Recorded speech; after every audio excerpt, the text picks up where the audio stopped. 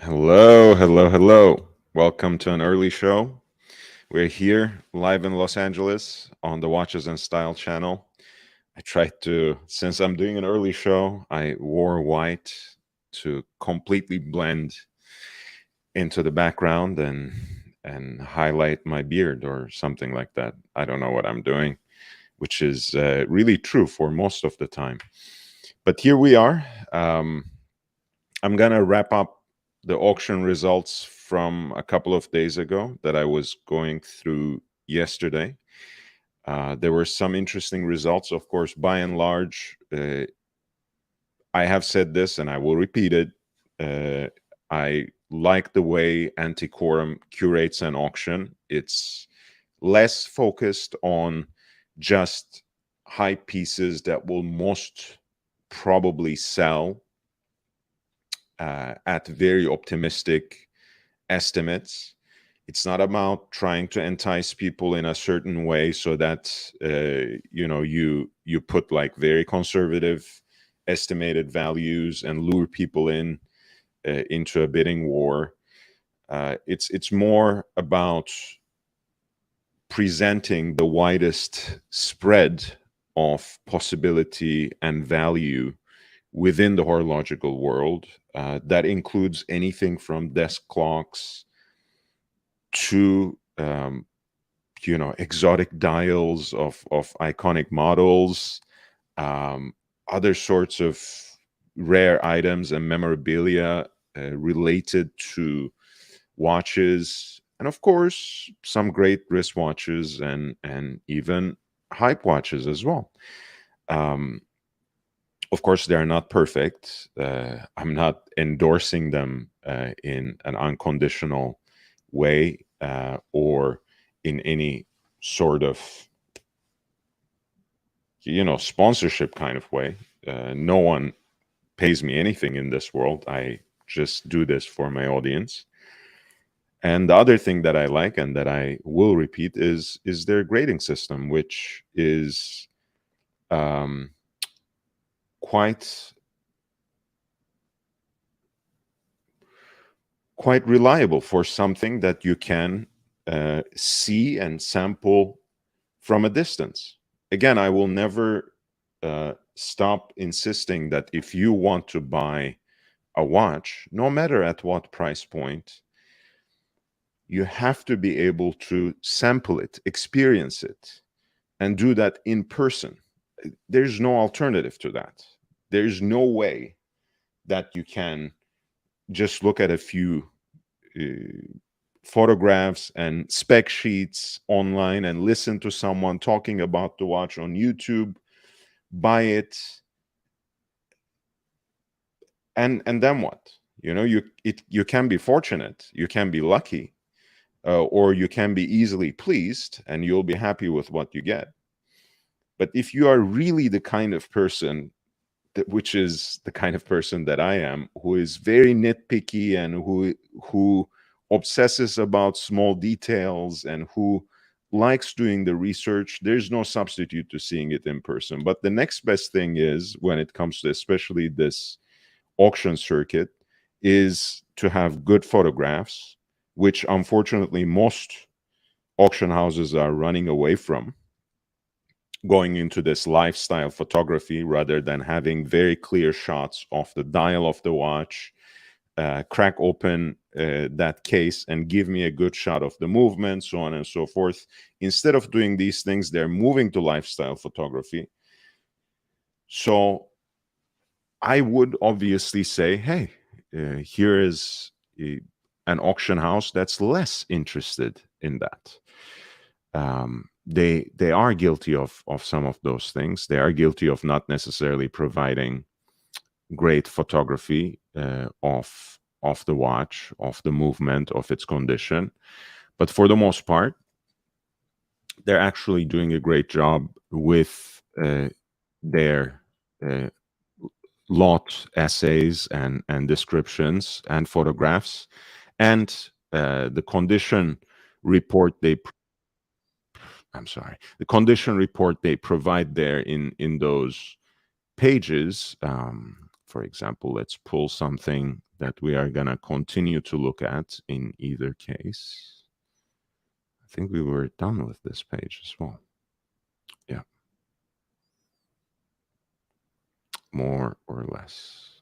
Yes.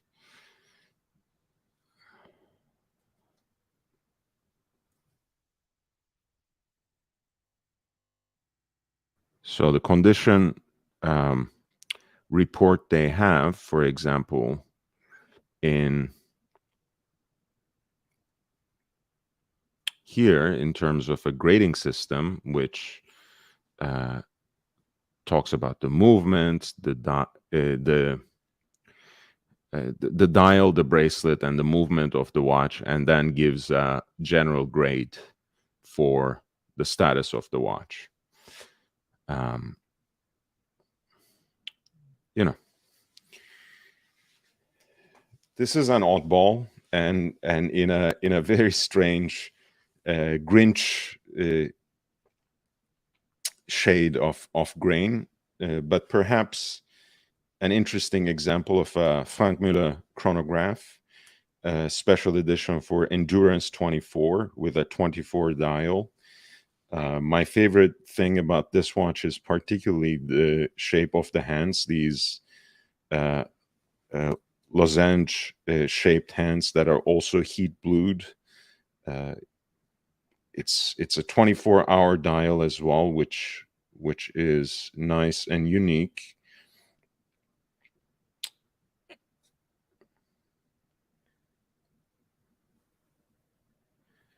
And you have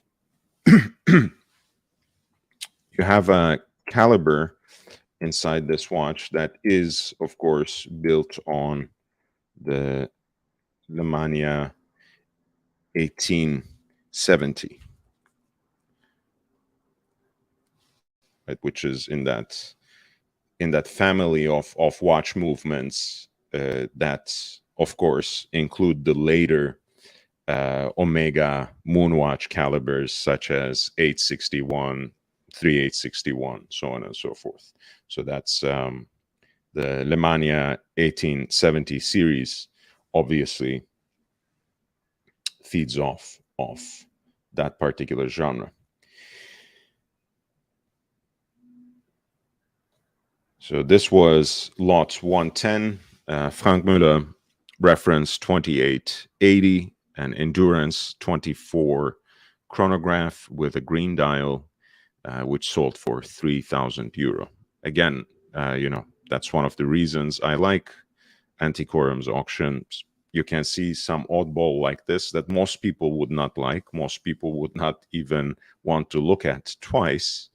But it is something that, if it falls within your niche interests, that you can find and get for a relatively reasonable price.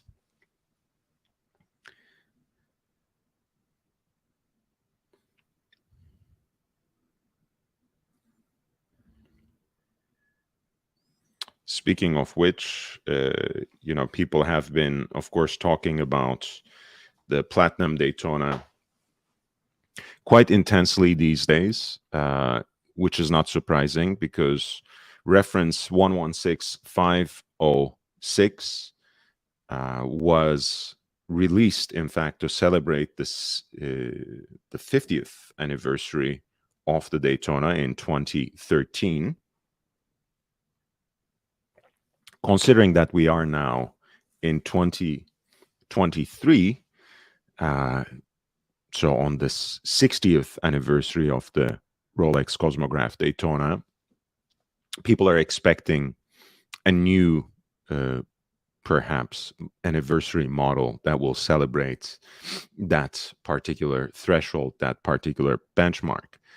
Now, the Platinum Daytona, of course, has been quite popular over time, has always been somewhat difficult to acquire, especially in its more limited iterations with baguette diamonds on the dial, with Eastern Arabic numerals, which was an edition that was produced specifically for a dealer in the Gulf in the Arab Middle East.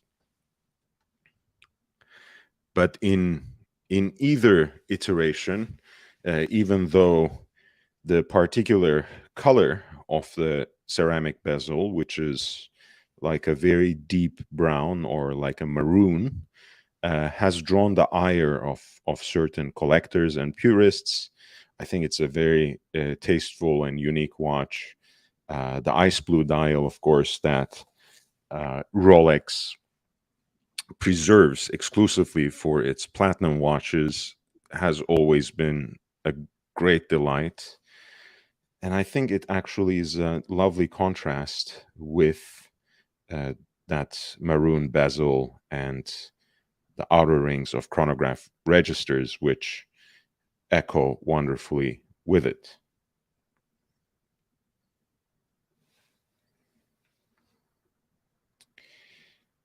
And again, you see it had a starting bid of 70,000 and it sold for 76,000 euro. Mind you, this is, of course, a watch from about 7 years ago. It is in good condition. In fact, they have graded it ultimately AAA, which is their exceptional and the second highest grade. Sometimes the initial watches with their signature A, right? That's usually preserved for what they consider to be the best in show, right? The best in the game, the best example they can source. In this case, you have a piece that that has been worn. That's seemingly, at least from the description, I can't see anything else. Arrives as watch only, is 7 years old, but is available in the vicinity of what is the list price now, and that's if you can get it, right? So there was a starting bid of 70,000. At 76, it sold, and of course there will be a buyer's premium. Of course, depending on where you are in the world, there can be customs fees, taxes, and other duties, so on and so forth. But at the end of the day, uh, this should say something about the market, right? Precious metal Daytonas stop being such a taboo at a certain point in time, and they started really gaining in value for the longest time period. And then suddenly that's no longer the case, right? Once again, they're becoming this sort of niche interest because of the high price tag, because they are a high ticket item. So, in fact, they are already coming back down to realistic pricing, and there might be even better deals to have as the year progresses. Hey, Mike David, thank you for being here. I appreciate you, man.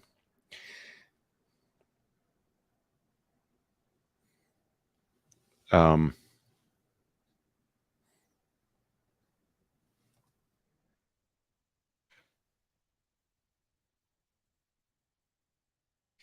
so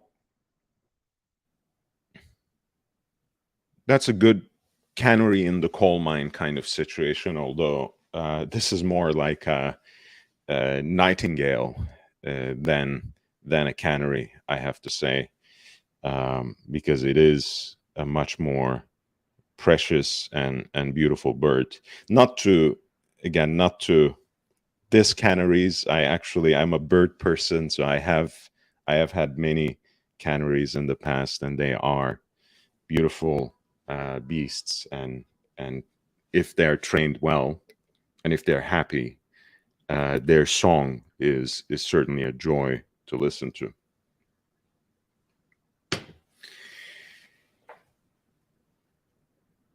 We have a Hulk, for example, here, right?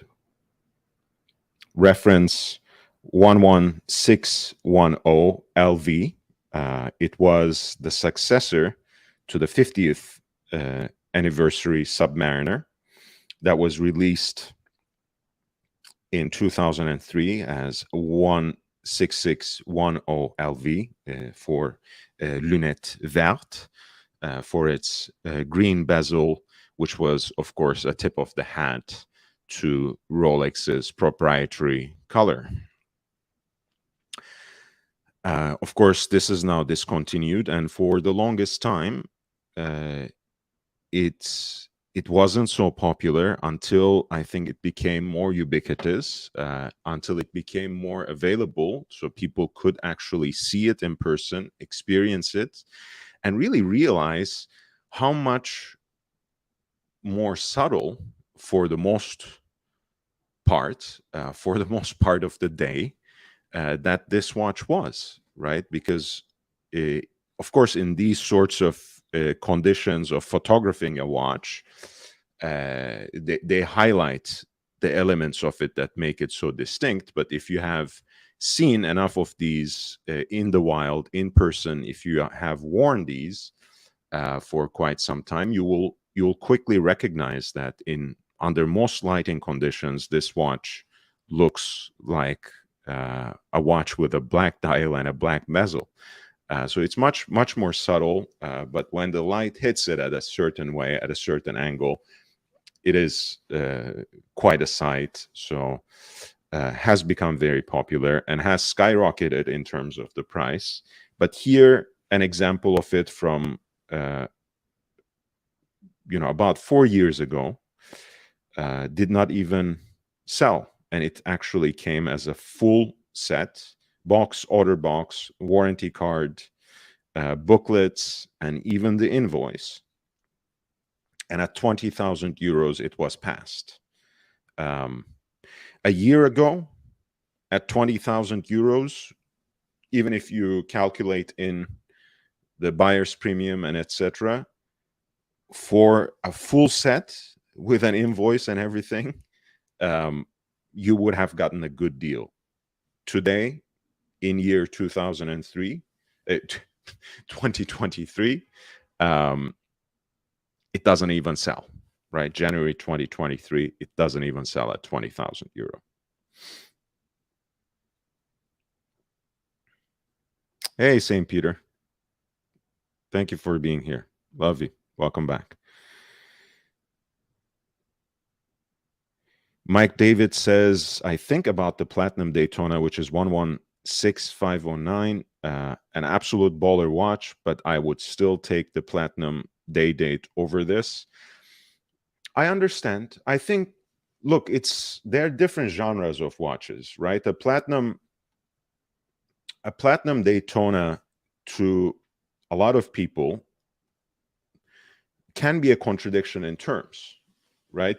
At the end of the day, at least in its origins, you're talking about a sports watch, you're talking about a Daytona, you're talking about a chronograph.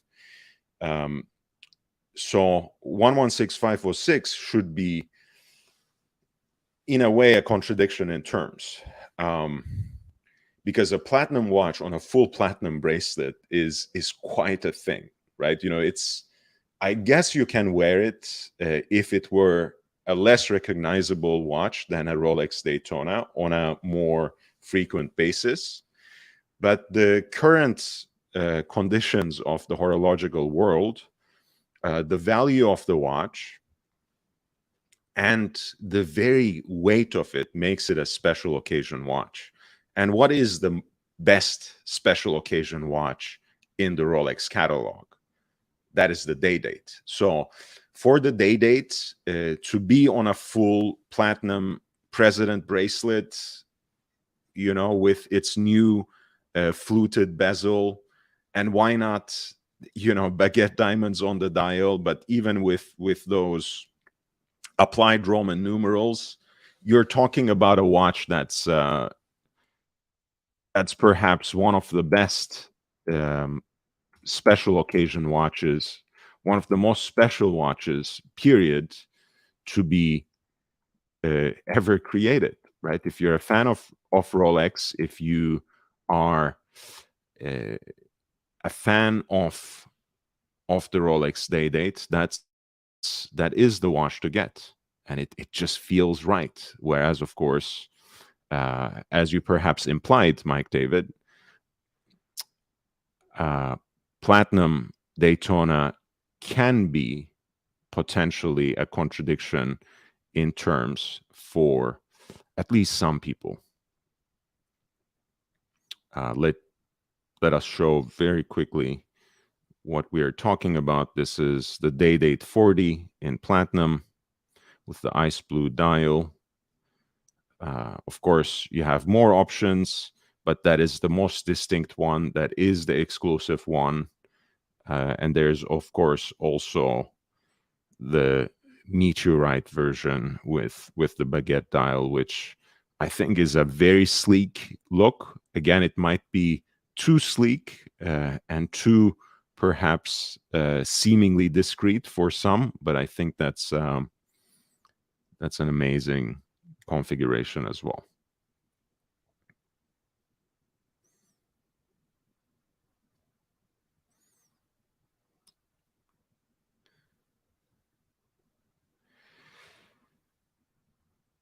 So going back to, yeah, St. Peter, I think of it the same way. That's why I absolutely adore dress watches with meteorite, especially, I know this is not the most popular, but especially when they are galvanized and painted in a certain color. I think I like the natural, well, not natural, because I think that still goes, that slice of space rock still goes through a process that makes those striations and patterns more visible and pleasing to the eye, of course. But I really like it when it's painted and galvanized in, for example, deep and dark shades of blue. That makes it look incredible. A beautiful piece of Parmigiani Fleurier Tonda 1950 just sold on Chrono 24 for, I think, $9,000 or something. That had one of those blue dials, and I think that was a great deal. And that's a titanium piece, by the way. I want to show you what watch I'm talking about. Of course, that listing that sold has already gone, but this is it. I think for a dress watch, meteorite in any configuration is just a very, very pleasant and subtly unique look. And perhaps that neutral color is more fitting for Rolex in general and for the Rolex day date in particular. I don't know what happened, by the way, last night, guys. My voice is even bassier and raspier than usual. I don't know. I think it is because I went back to smoking a cigar after a while. So maybe that's raging a war on my throat. It was belicoso, as it's called in Spanish. So perhaps that's the reason. Speaking of the anniversary watches, and specifically the Submariner 50th anniversary model, here you have a relatively early example of the so-called Kermit, right? The 16610 Lunette Verte, the anniversary Submariner, properly speaking, with the aluminum green bezel. And that at a starting bid of 15,200, which is, it's not excessive, but it would have been an acceptable price point, at least at the beginning, for this kind of watch. Again, in a better market, that also did not sell.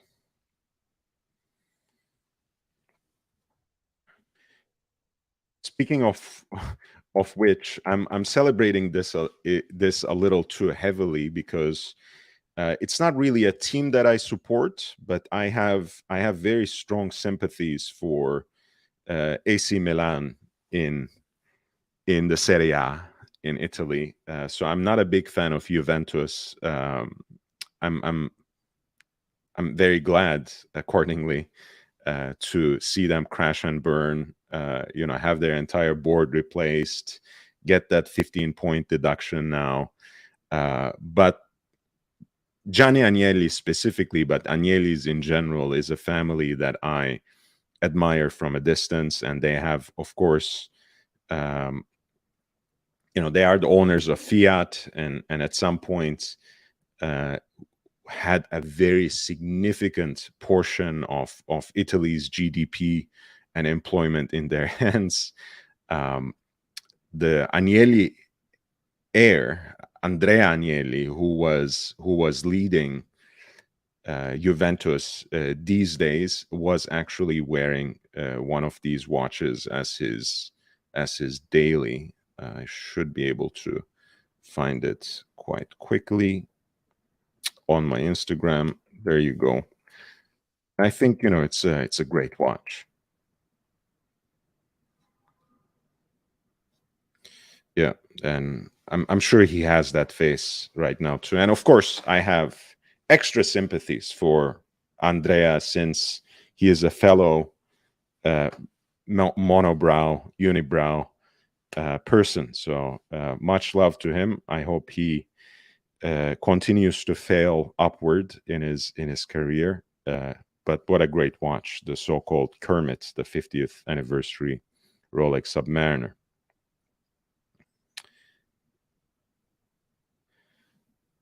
And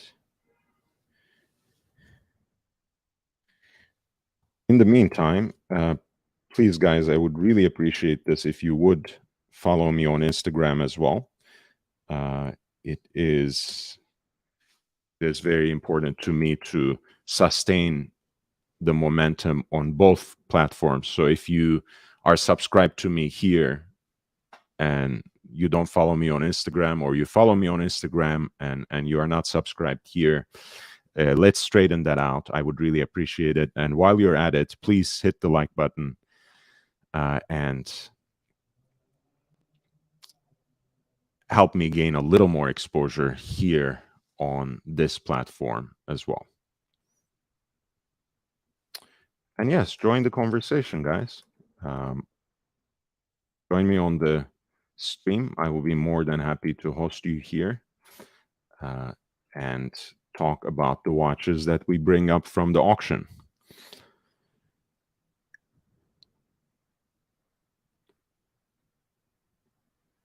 Speaking of which, there we go. This is, of course, a white gold, right, which you can recognize from the 9, right? One of the, there's a lot about reference numbers in the world of watches, and even within Rolex, that doesn't make much sense, that doesn't make immediate sense. But one thing that you can easily follow and identify in Rolex reference number is that very last digit, which usually refers to the material, right? Number 3 is usually two-tone, right? When you have a Rolex reference number that ends with number 3, that's two-tone. You have one that ends with 8, that is 18 karat yellow gold. You have one that ends with 9, as is the case here, that is 18 karat white gold. You have one that ends with 6, that's platinum. And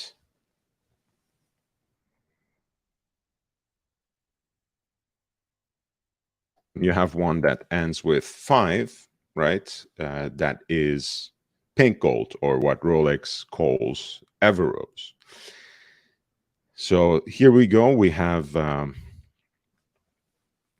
white gold Rolex day date that has a meteorite dial set with baguette diamonds as index markers.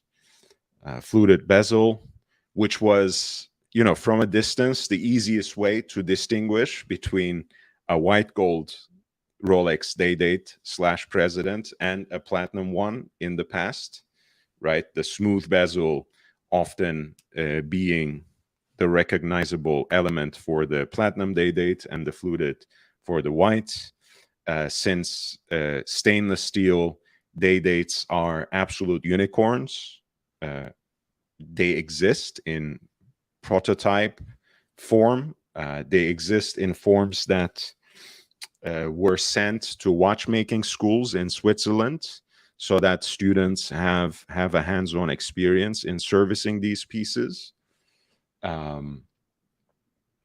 But otherwise, you don't see a stainless steel day date, right? So when you see the white metal, it was an immediate way to recognize it. Hey, that's a day date. It has a fluted bezel, so it must be white gold. That's no longer possible, of course. But yeah, this is, in a way, this is like the ultimate expression of stealth wealth, right? Of course, the bracelet, the day date expression is immediately recognizable, but the watch itself is just in 50 Shades of Grey, as the novel's title has it. It's just very subtle. It doesn't really scream anything except stealth, quiet wealth.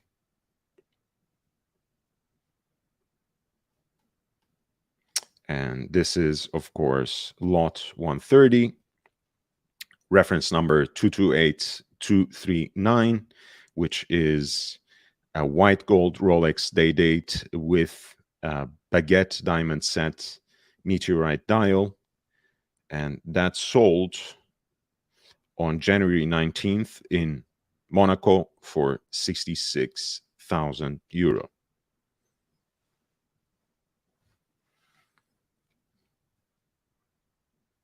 Thank you, Orange Hand. I appreciate you, man.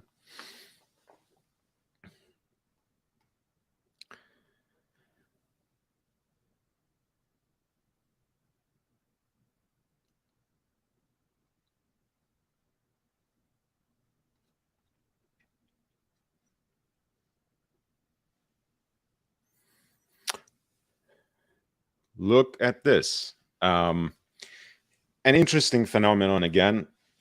I have to say that there was a time where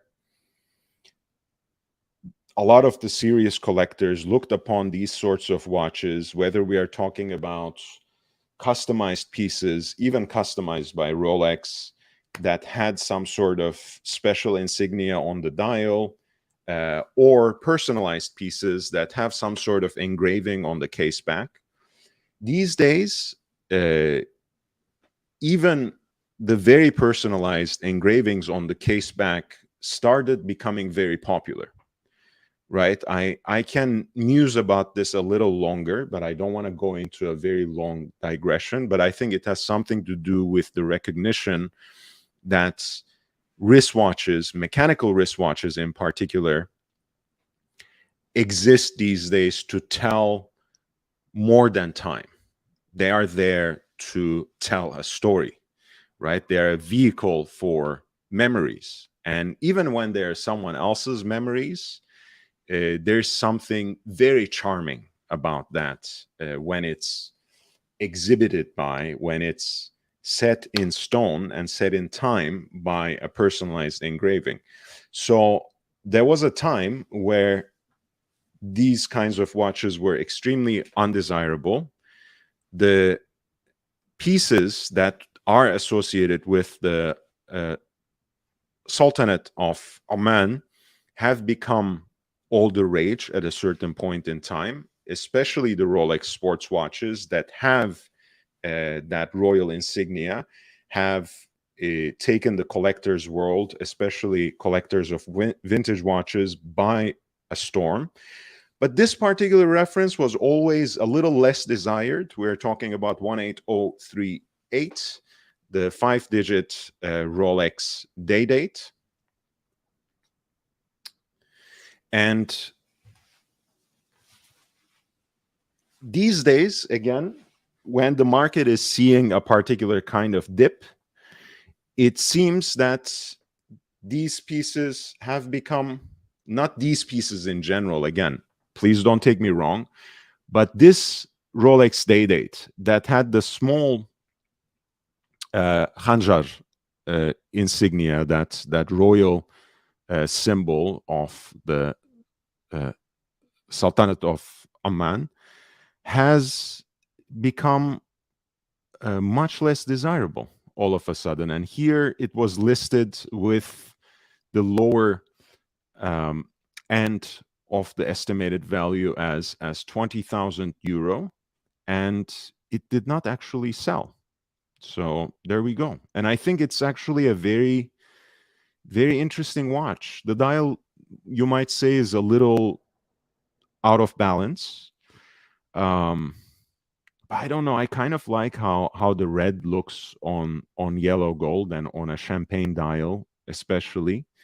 And of course, to see red, no pun intended, on a Rolex dial usually excites a lot of collectors of vintage watches. So that was an important thing about the upsurge of interest in. That was an important factor in the upsurge of interest in Khanjar dial watches specifically. But the day date version has never been very popular, and it seems to have even become less desirable these days. And lot 133 for this Rolex day date reference 18038 with the Khanjar crest on the dial did not actually sell at 20,000. The reserve might have been even lower than that, but it was passed on. I'll take a very short break because I want to get a drink.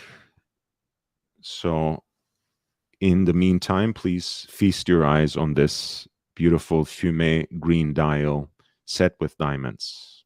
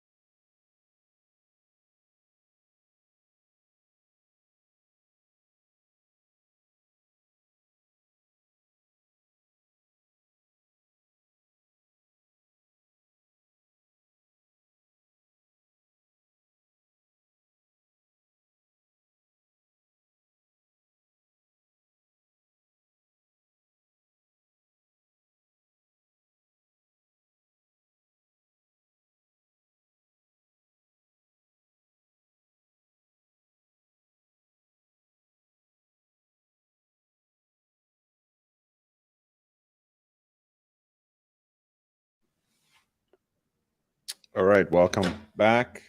I'm gonna get my coffee. As you see, I'm having a little bit of a problem setting up my studio. I don't, we talked about this. I'm not gonna make too much drama about it, but it's proving to be quite an investment. Not sure if I'm ready for it yet, but it's gonna happen. Hopefully, I'll get back from the channel soon so I can put in that kind of investment. So this is another example of the same reference, 18038, with so-called dégradé dial. We talk about these dials as fumé or smoked these days. We see it very often in, for example, H. Moser company, which provides some of the best expressions of this particular style of dials in the contemporary watchmaking. AP increasingly uses these sorts of dials in across the range, really, not only in Royal Oaks, but also in the ignominy that is the code 1159. But as with much of everything else, they are not. They have not invented the wheel. Rolex had done it first, in the way that Simpsons and South Park has practically explored everything in modern society by now. And here's an example of a beautiful 18 karat yellow gold Rolex day date with dégradé green dial, which I think is a great expression again of the Rolex ethos.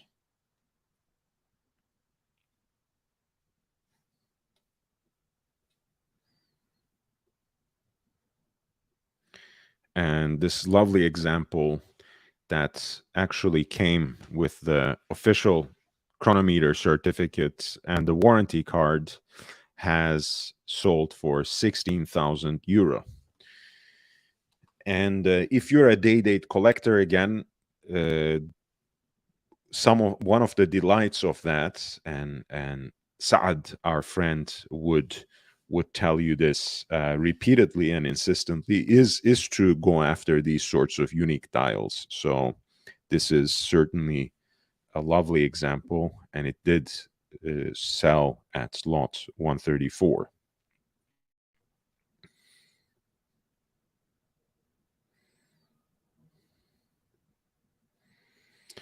I'm gonna again drop the link of the auction listings of the lots in the chat. If you want me to pay particular attention to any of the lots, feel free to send it in with a super chat. Send it in with the number of the lot, and I'll be more than happy to talk about that watch in some detail. Whether I skipped it or whether I said a few things about it, I will go back and pay more attention to it.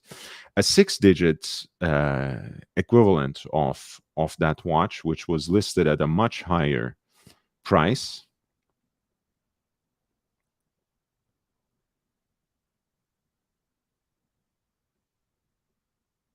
right, sold in Andorra apparently, with the day wheel in Chinese, with a sunburst green dial in this case. This is a reference 118238. A Rolex day date in yellow gold in the classic 30 millimeter case sizing. And it had an estimated value of 30,000 to 50,000 euro. It, however, did not sell. It was passed on by the bidders.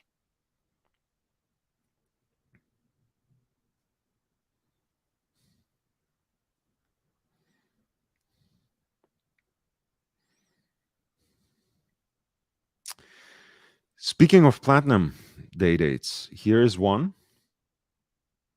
again from an earlier era. As you can see, it also has that Smurf dial, right? I know that name is usually reserved to the older generation, to the previous generation of the white gold Rolex Submariner that is now discontinued. But I think in terms of the shade of blue, this particular Stella dial blue, pardon me, is much closer to that. Pardon me, Smurf.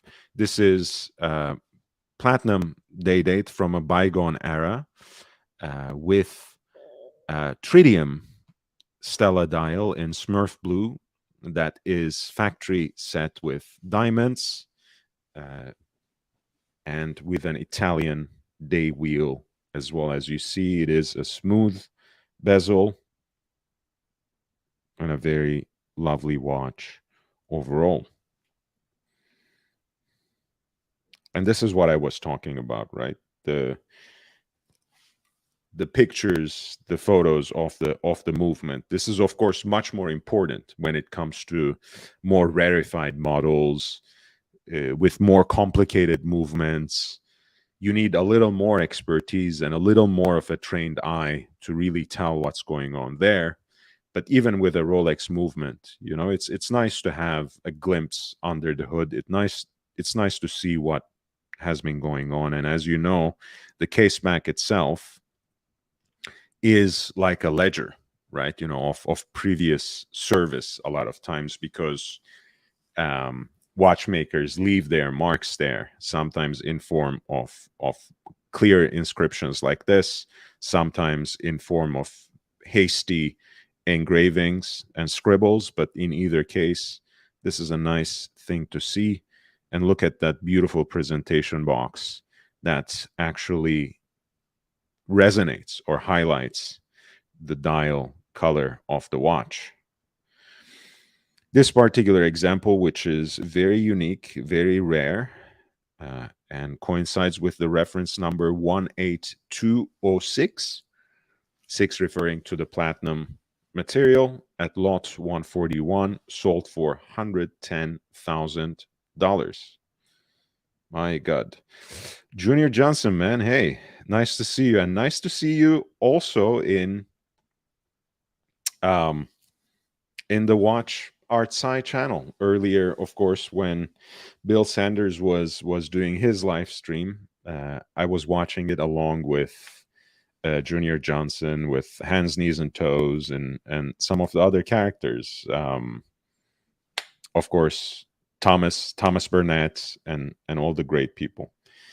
I wanted to do something early to finish the auctions.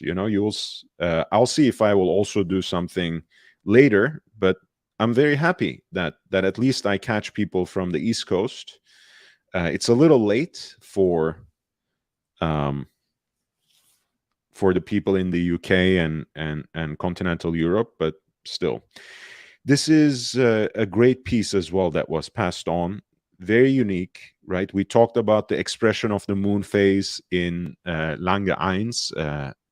Lange und Söhne's iconic model. I prefer the standard 38.5 millimeter case, where the moon phase finds its place in the running seconds dial. Very subtle, very elegant. In the cont version, which has a 41 millimeter case, they actually move the moon phase indicator into the main dial, as you can see here. And what makes this particular watch even more special and even more limited is that it belongs to this Lumen series, which is a very particular kind of luminosity that makes the entire dial, and that gives you also a glimpse of the entire movement as well.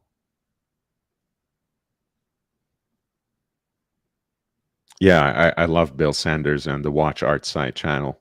It's not just it's not just a good faith gesture that it's featured on my page. It's literally my favorite watch channel by far. I like the work other people do, of course, but Bill is special. He's a very special person. Going back, this watch that was a limited run, that was part of a limited run of 200 pieces at lot 142, Grand Lange 1 Lumen, did not actually sell, and the starting bid was $80,000, 80,000 euro, I should say. And it's, again, very special, very collectible piece that was offered as a full set, but it did not actually sell.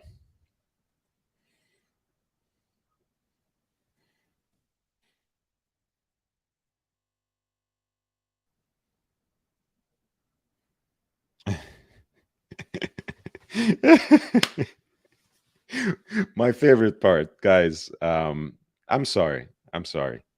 I shouldn't really indulge too much in Schadenfreude. But I've been almost abused verbally in certain gray market dealers when I said anything bad about the code 1159, and they were saying things like, oh, now customers are coming in and asking for that watch. And I said something obnoxious like, oh, people are aware that it exists now, and that's a success. That's a sign of success. Good. And I was almost kicked out. um, but listen, I mean, this has been an absolute flop.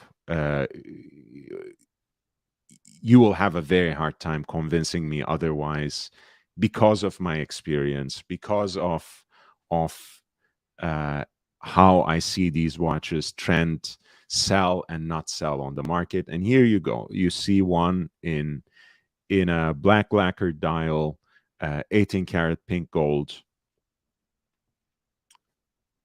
and it had a starting price of 15,000 euro, and no one took a bite. And as you see, it's an absolutely new watch, barely worn, right? All these ones and AAA, all of these point to a watch that at least Antiquorum assessed as more or less unworn, and it did not sell at 15,000. So that speaks much more strongly than anything I can say about the code 1159.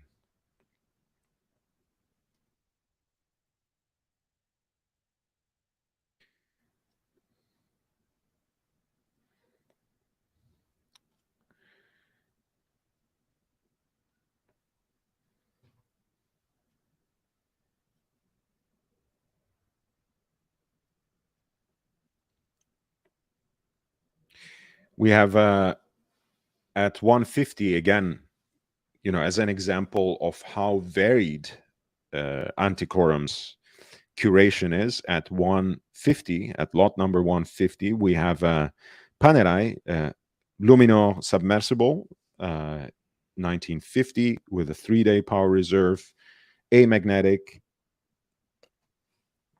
limited edition of 800 pieces in titanium with that iconic cushion case.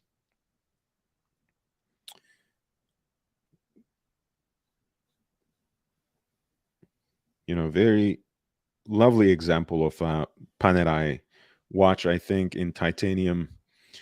It has an immense charm with that utilitarian legacy as well. And here you have number 544 of an 800 piece run, and that one sold for 3,800.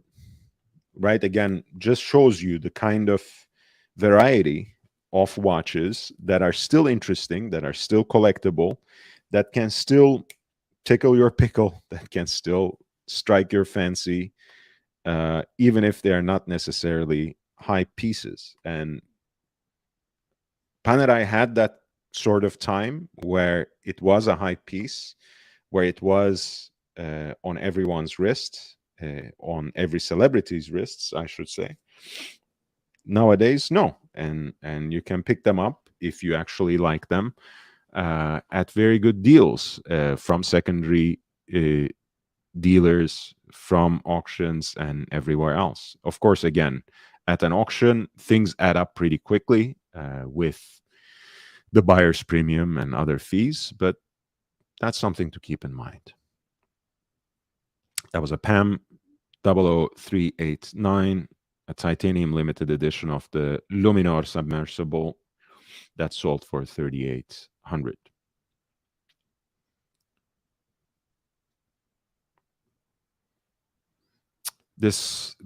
Speaking of titanium watches, this limited edition Grand Seiko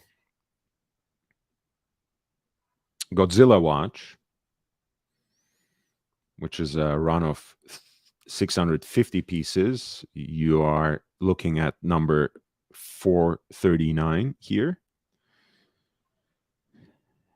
It has even this textured strap that harkens back to the scales of that mythical monster. I actually love the unique case shape. I think this is a bridge too far for me in the sense that it's too large. I don't really like the hands, but the blood red dial with that particular pattern is great. For those of you who would be interested in it, it's a spring drive movement as well. So this is a very nice piece, actually. Power reserve indicator right there between 7 and 8 o'clock too.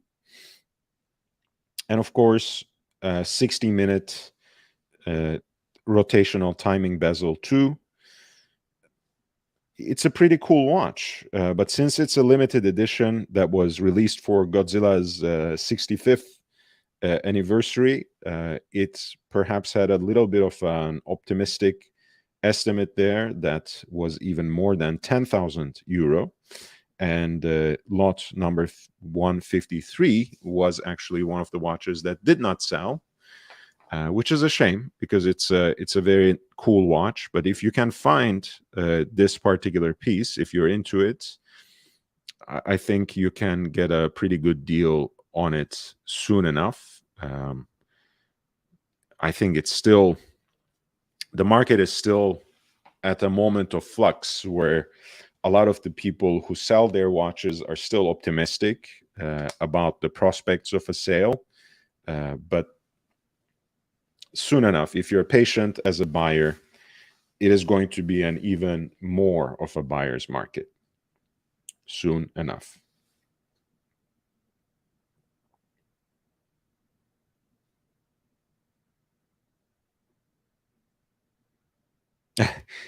Avo says, the only Grand Seiko I care for, except for the pink Seasons model, the strap is amazing. I think the strap is very original. Again, it's not something, you know, if it were something that, if it were somewhere else, I would say it's tacky.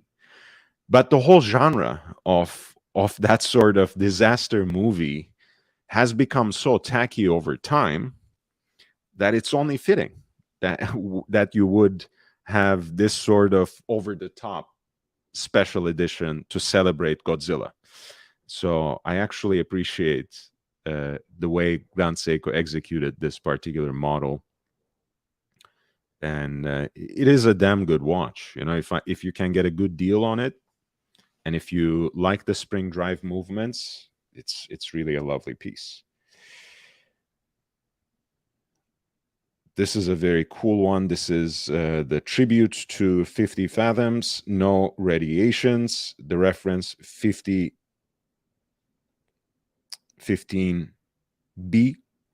a limited run of 500 pieces. Comes with the original box, outer box, travel pouch, booklet, and hang tag. It's in decent condition. Worn, however, it is the 45 millimeter version, of course, with that sapphire clad bezel that is fully graduated to 60 minutes, and that's, of course, rotational. Pretty cool piece. That was a limited run of 500 watches that sold for 11,000 euro at lot 154. Blancpain, 50 fathoms, no radiations. Taylor Aldrich says, have you ever come across a Seiko original recipe? What does it mean, Seiko original recipe?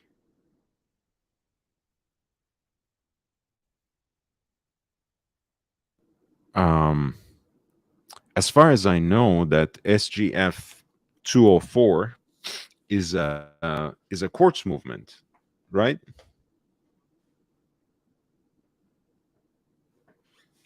I I don't know. Honestly, that's not a watch that I know a lot about, Taylor.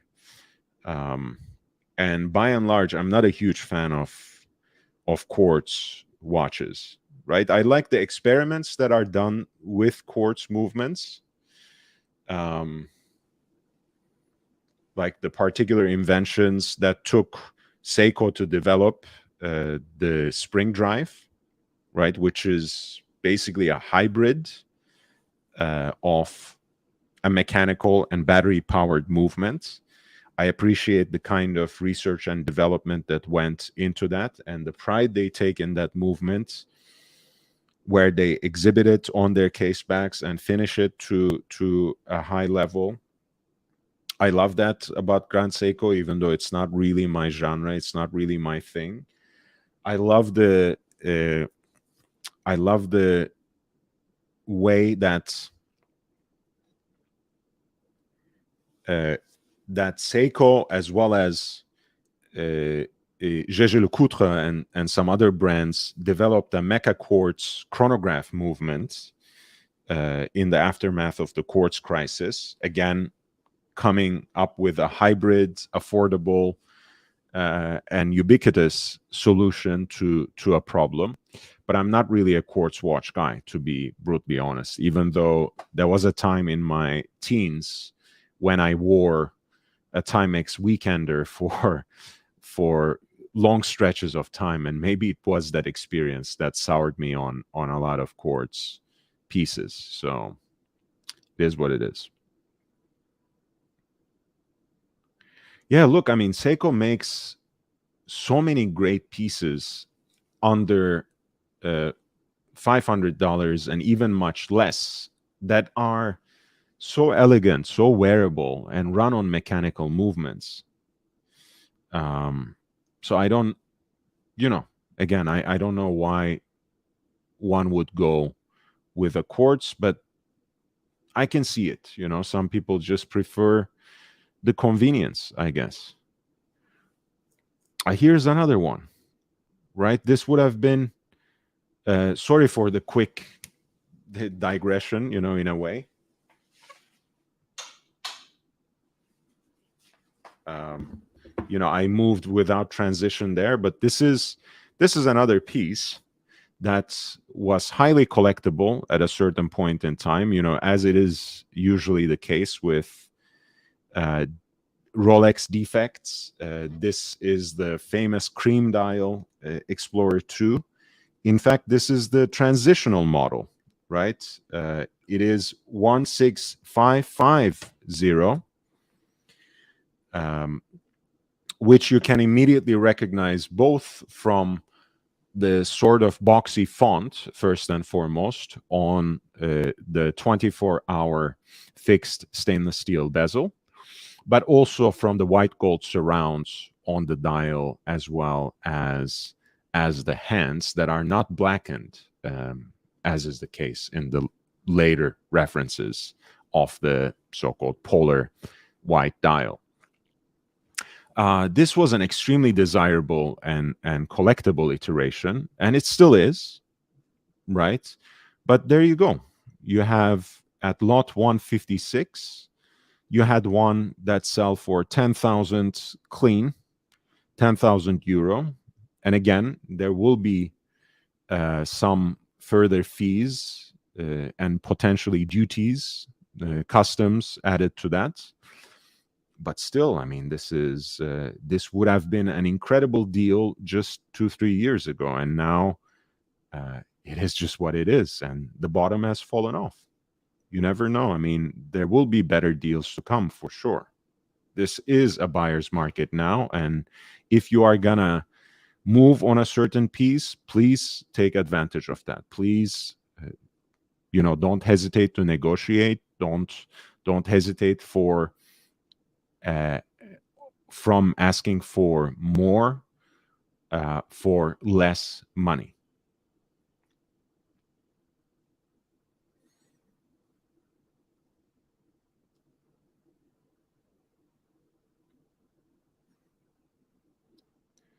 Again, great example. Someone matched this with with a rubber strap. This is the modern Type 20, right?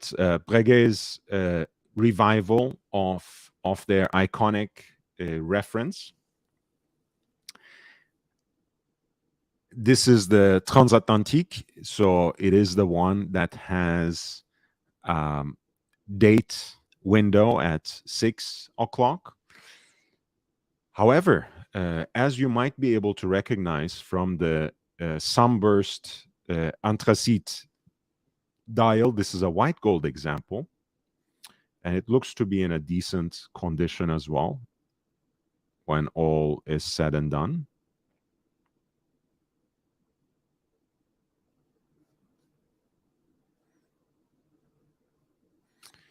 And comes with the matching white gold clasp. Thank God, because good luck getting it from Breguet without paying the price of a new watch, basically, especially when it's in precious metal.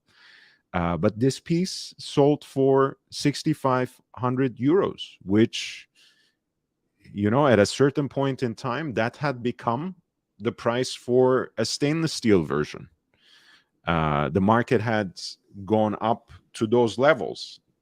Now, when you find a target of opportunity, this is the kind of price range that can land you a precious metal version of it, which, you know, which is kind of a cool thing. Again, I prefer the stainless steel version, but if I could find that elusive platinum version with the Salmon dial especially, I would jump on it, you know, even at low 5 figures, because that's a special watch. But so is the white gold one. You know, if you like the Transatlantique iteration with the date at 6, it's amazing.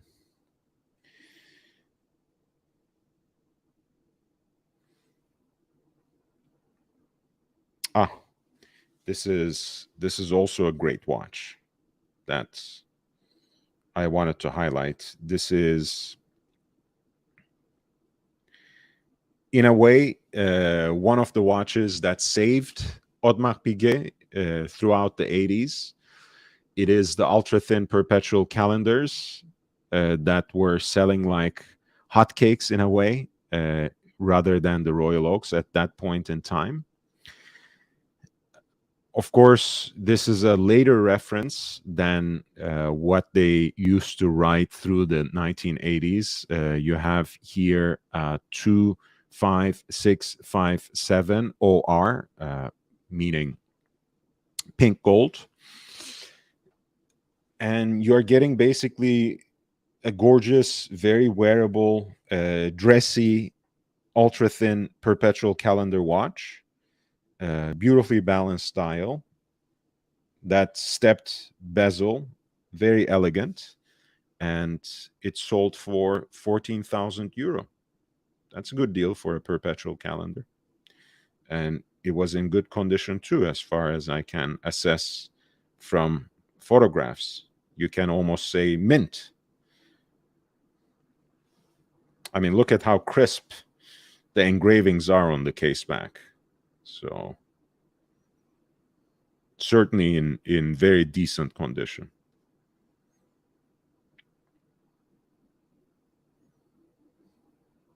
Orange Hand says, hey, Orange Hand would know a thing or two about the Explorers, right? Explorer 2s especially. That cream dial Explorer 2 was a steal. And Aiden is a great fan of AP watches. So he loved the Audemars Piguet perpetual calendar at 162. Hey, again, there will be better deals, but 14,000 for an AP perpetual calendar, why not? You had a Breguet perpetual calendar with, I mean, it's okay, you know, you might say there's too much going on, but what a beautiful dial this is. I mean, the guilloche work for the clouds on the moon phase indicator that's flipped around, man, all these various textures that they use to decorate the center of that dial, the pointer dates, the power reserve indicator, the clouds in the moon phase indicator. My God, what a beautiful, beautiful watch.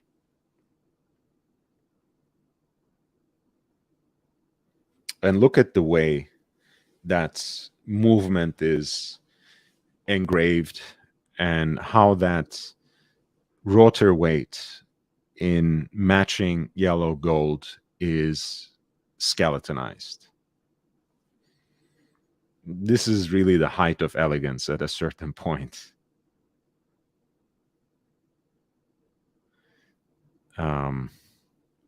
It's a reference 5327, Breguet perpetual calendar that was completely passed on. It started at 20,000, recently serviced too. So, coming with that service card, and it didn't sell.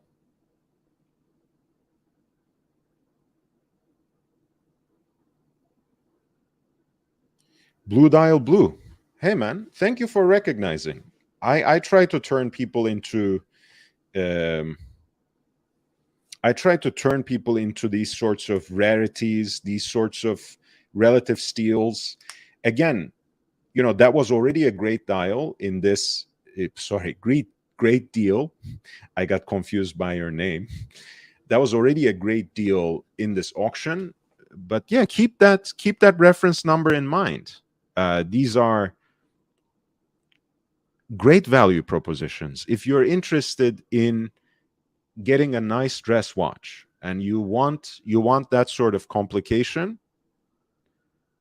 the perpetual calendar, especially in that particular iteration, right, that builds on that ultra thin tractor movement engineered by Gégé Lecoutre, the 920, which beat at the heart of Royal Oak for ages, literally 49 years, which was the movement inside the original Nautilus Jumbo, which was the movement in the original Vacheron Constantin 222.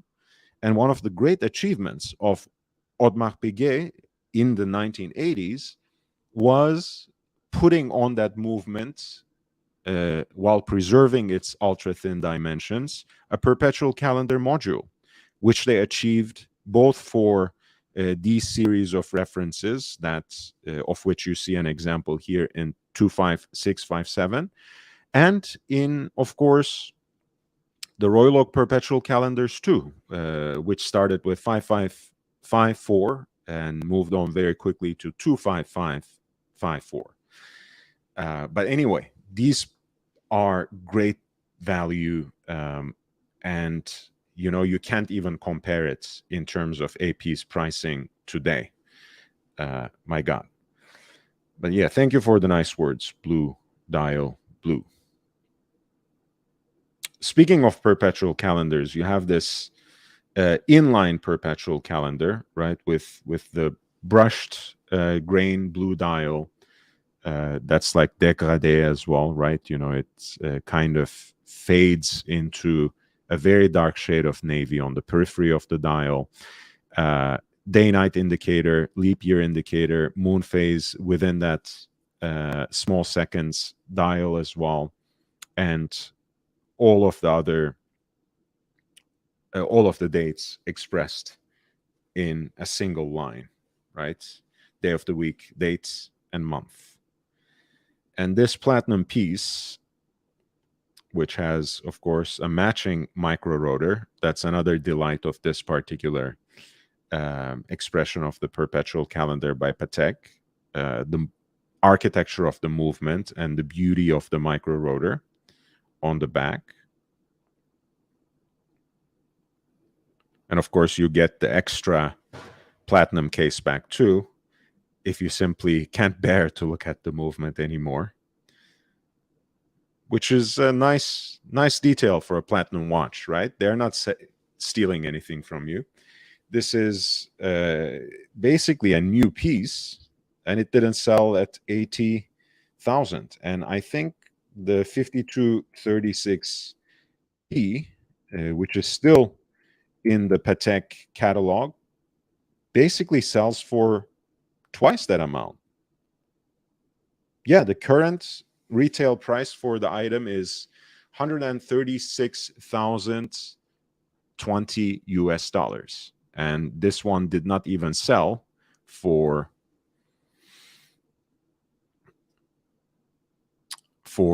80 for 80,000 euro.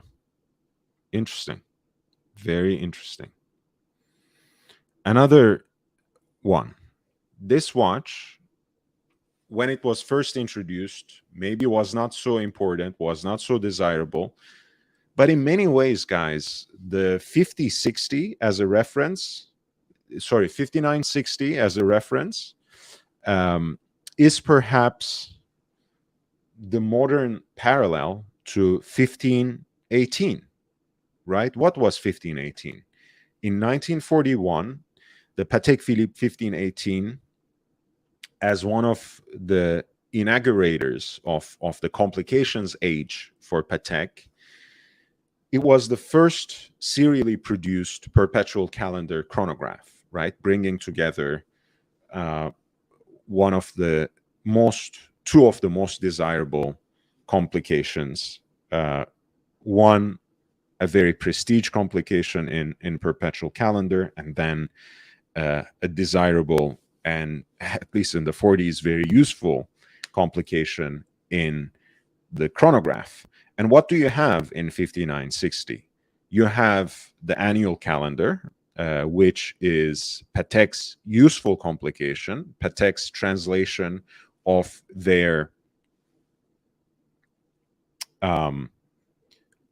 perpetual calendar into something that is easier and cheaper to produce and great for the everyday, right? Since it needs to be only manipulated at the end of the month of February every year. And you have it combined with the first in-house self-winding integrated chronograph movements produced by Patek Philippe.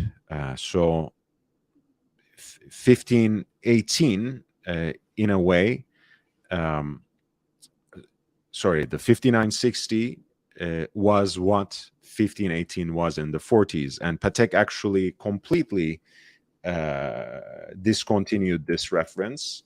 This steel one was the first to go, and the minute it went, it became very popular.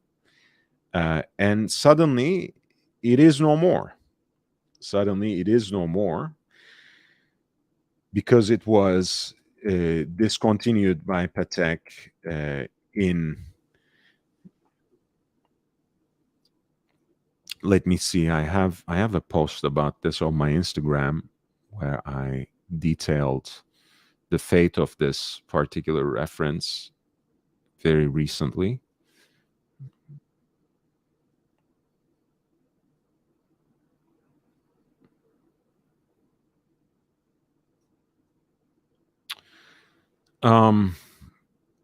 Yeah, it was discontinued in 2018 in steel, and then the entire series went away with the discontinuation of the white gold reference in 2021.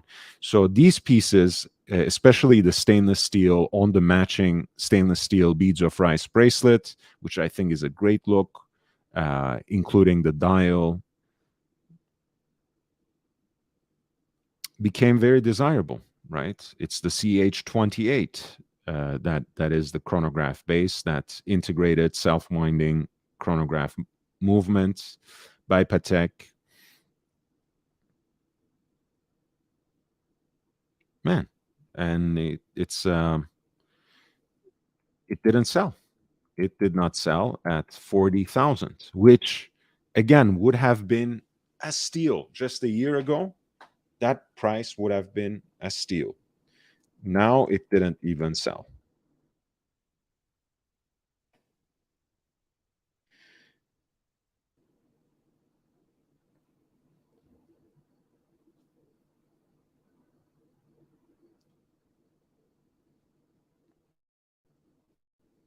And again, what a wonderful bundle of complications. You are getting an annual calendar and a flyback chronograph in beautifully encased in stainless steel and with a matching bracelet.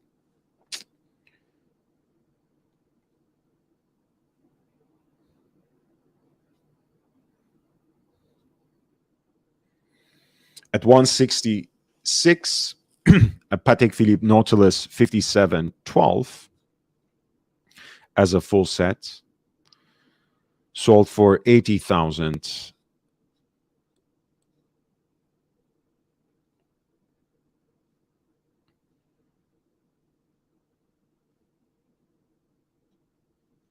The so-called Comet, again, a model that was extremely undesired, completely passed on, and suddenly was swept up by the hype. And now that people have recognized how rare it is, right? How limited in number its production was. And even though I disagree with this, 3710, right, thanks to that power reserve indicator at 12, also has the claim to be the very first complicated Nautilus watch, right? So it became very collectible all of a sudden, and the prices started shooting up to lower five figures even. But there you go. A nice example of it with, in fact, they deem it as exceptional, right? But a very good example of it just failed to sell at 61,000 euro. So it's a buyer's market, people. Wait your time and you will be rewarded for it. The reduced size Patek Philippe Nautilus 3800. Of course, these were much cheaper 5 years ago, but they have also been swept up by the hype. But there you go. One in stainless steel with a white dial, sold for $30,000 at lot 169. And it comes with its certificate of origin, if you care about these things. That's a nice watch if you're into the Nautilus.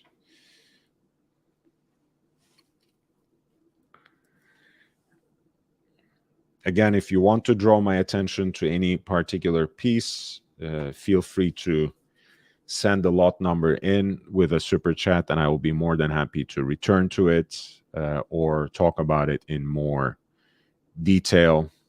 Certainly bring it up.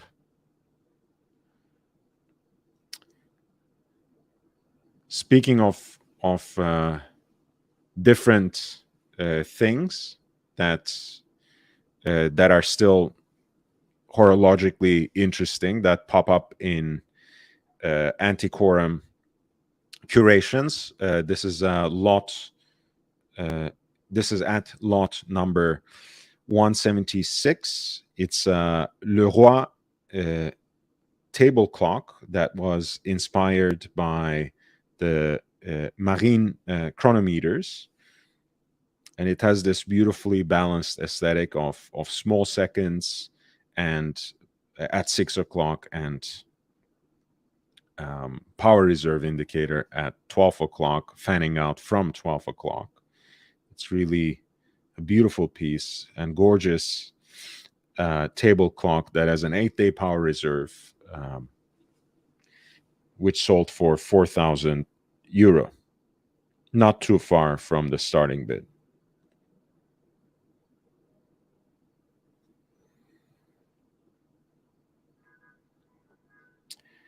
Again, speaking of beautiful dress watches, the Breguet reference 3137 is also quite lovely. It has a pointer date at 6 o'clock, the moon phase between 1 and 2 o'clock, and a power reserve indicator between 10 and 12. That distinctive decoration of hand guilloche is ever present and quite varied. And what you have is just a gorgeous dress watch, again, beautifully worked on the front as it is on the back.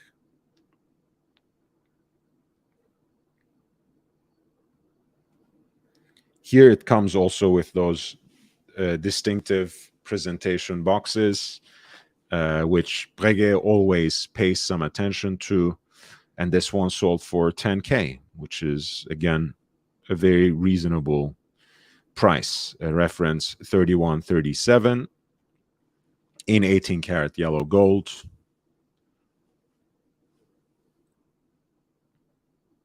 With that beautifully decorated movement, sold for 10,000.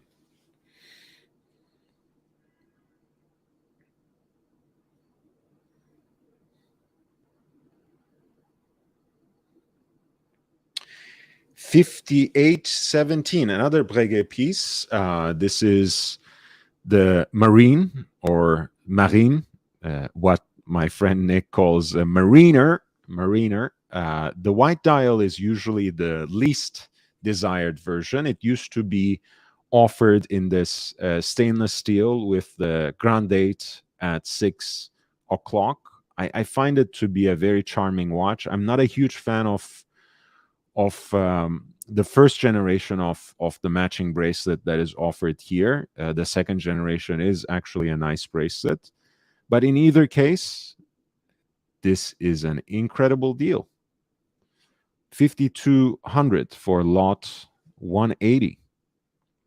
When I was doing the preview, I was saying that this would be a good deal if it were anywhere near the starting bid, and that's how things turned out. Match it with their rubber band, and you have a great watch for an everyday. Match it with a leather strap. It's a very elegant watch, and I think the white dial at least gives you that versatility, right? It might not be as alluring as the blue, it might not be as as sporty as the black, but it is very elegant and it is very versatile, especially in the Breguet expression with those heat blued palm hands and the Roman numerals, that slight accents of blue. And of course, the dial, the date wheel matches too. So it's actually a great watch and almost a steal, but certainly a great deal at 5,200.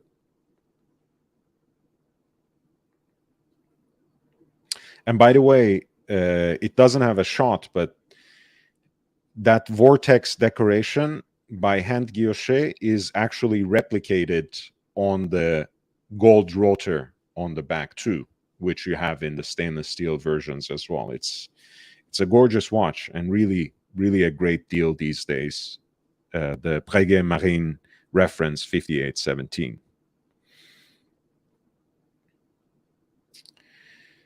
We are slowly closing into the end. I'm gonna finish this. I have 2 more pages basically. And there are some very interesting pieces, but again, feel free to hit the like button if you have learned anything from this show and if you have been enjoying it so far. It's certainly well appreciated.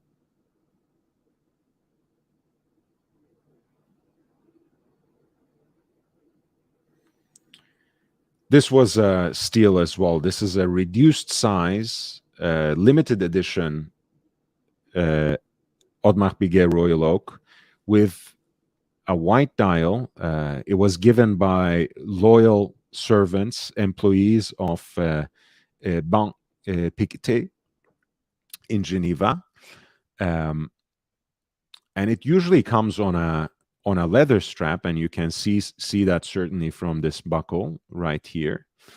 But this is a version of it that's retrofitted with the matching bracelet, and for it to sell right under the starting bid for 20,000, that's a pretty decent deal for lot 182, which is a stainless steel Audemars Piguet Royal Oak in the reduced size.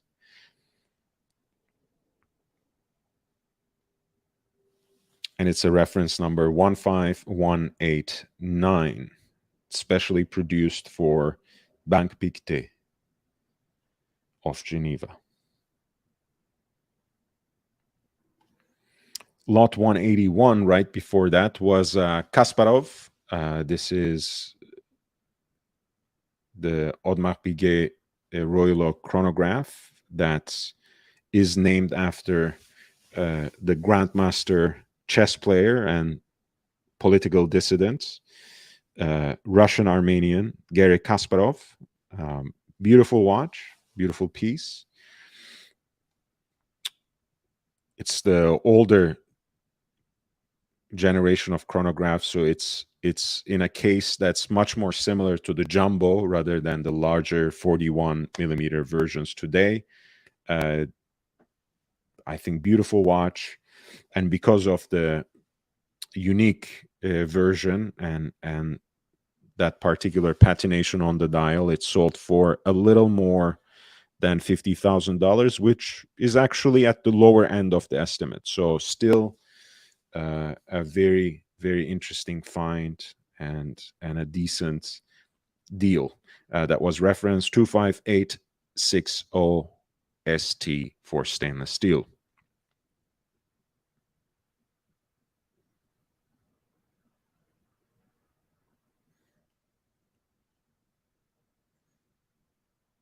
Another so-called Kermit, that was a full set in good condition with the warranty card and everything. A later example that was listed at 15,000 euro did not sell. It was passed on.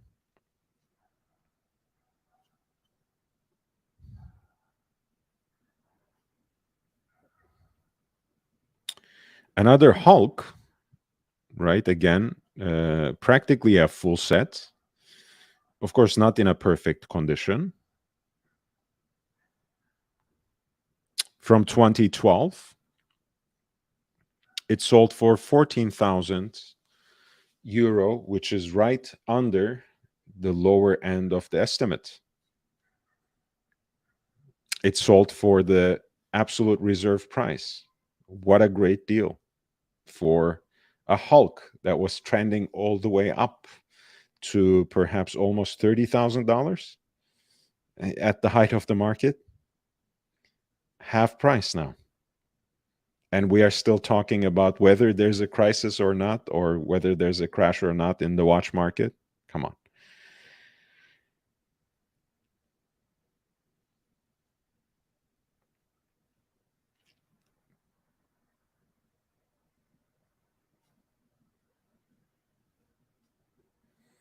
We have just to again push on the variety of watches that you can find.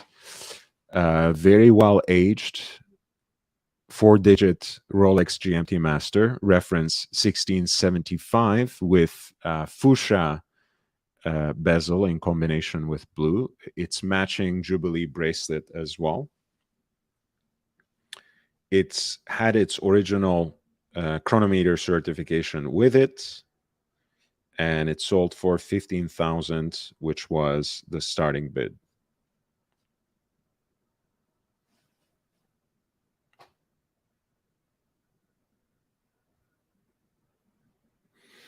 At lot 192, you have a very heavily aged 1680, a Submariner date with that line of red writing, meters first, single red, so to speak. That sold right above the starting bid at 26,000 euro.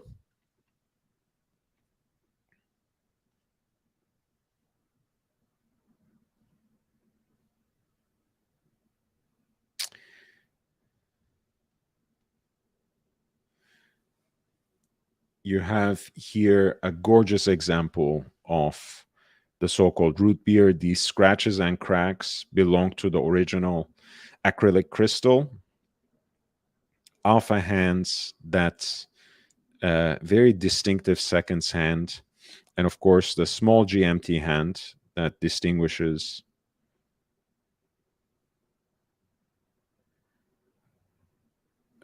the early models.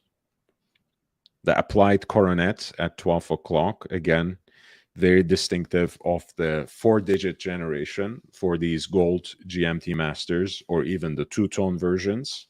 This is a 1675/8.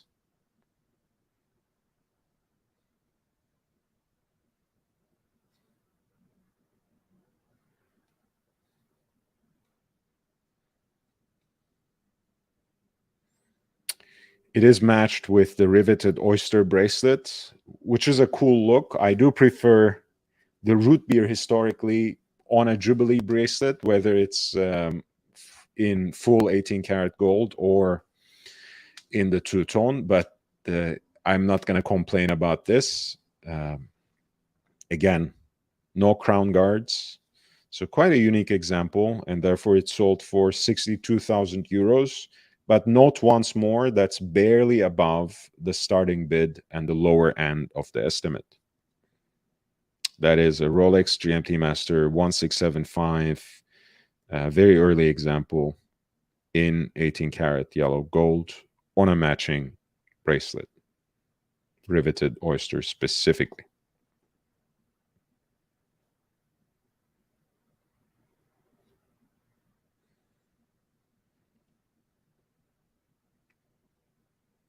The two-tone version, as watch only, on kind of a matching NATO strap, a khaki colored, sold for 9,500. Again, when this model was much reviled, that would have been an excessive price point. But from the lengths that the market has gone, this is again another indication of how it's coming down to reality, crashing down to reality, since lot 197, which is a 1675/3, sold for 9,500, which is the reserve price. So under the starting bid, actually.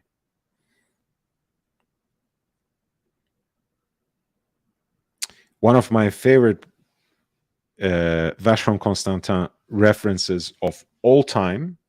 This is Vacheron Constantin chronomètre royal, or royal chronometer, with that small diamond set right in the middle of the Maltese cross. The Vacheron Constantin collector and expert, and of course, expert of vintage watches in general, Alexandre Rotby, who now works with Philips as their head of watches in Middle East and Europe, has once said about this reference 6694 that rather than a 60s dress watch, it looks like like a tool that belongs to Batman's belt. So since then, this watch is endearingly called the Vacheron Constantin Batman, and it's one of my absolute favorites of all time when it comes to dress watches. Certainly my favorite Vacheron Constantin watch of all time, in great condition here for its age. It sold for 8,500. White gold dress watch in that distinctive shape at lot 119, which is a Vacheron Constantin Batman, reference 6694, chronomètre royal, and it sold for 8,500. Please hit the like button if you like the stream. Upvote the stream. It really, really does help. Lot 201, which is a Comex Submariner. in the unique reference produced exclusively for that professional diving company, commercial diving company from France, reference 5514 from 1974. It sold for the starting bid, which is 60,000 euro.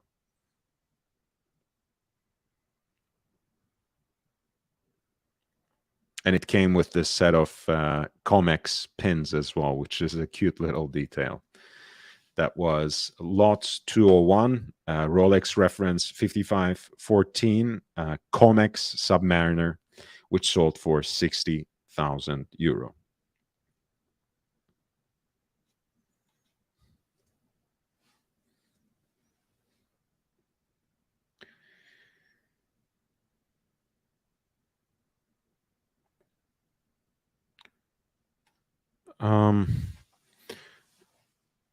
Lot 206, which is again a very distinctive, beautiful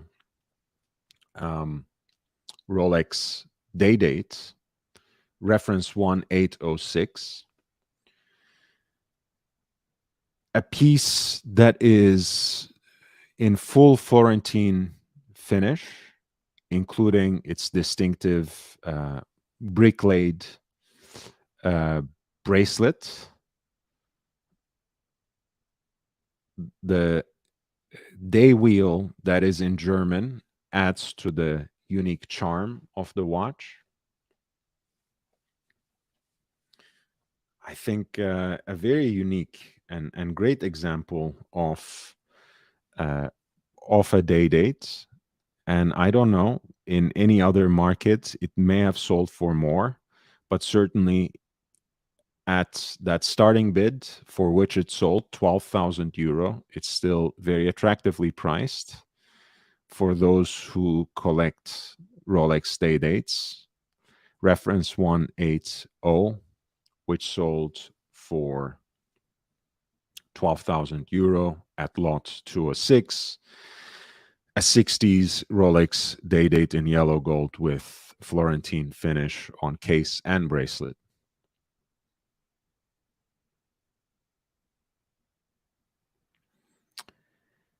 At lot 208, you have a Rolex reference 6426. This is a Rolex Oyster with an Emirati logo on the dial.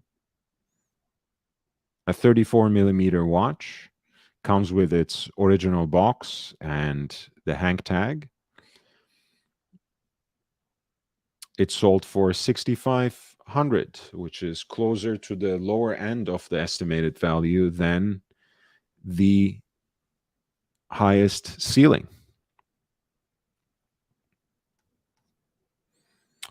210 was a very special watch, again, a platinum day date with a unique coral dial. This was an exceptional example, and it was expected to break a significant realized price. Loved the striations on that coral dial that makes it look like a nice slice of lox. I'm getting hungry here, perhaps, but excuse me, indulge me. I can't help it. Can't resist. And this sold for basically 250,000 in euro, 260,000 euros. A 5-digit platinum Rolex day date, reference 18206 at lot 210, sold for 260,000 euro.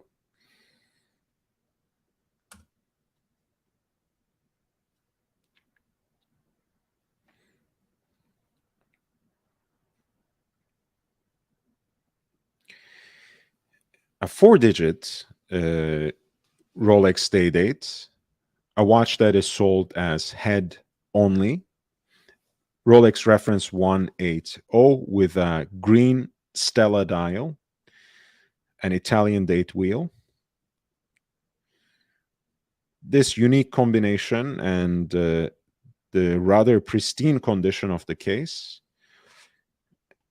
helped this watch to actually sell, but that was the starting bid. So with a single bid, this unique piece in exceptional condition sold at lot 212, a Rolex reference 1803 day date with a green Stella dial for 50,000 euro.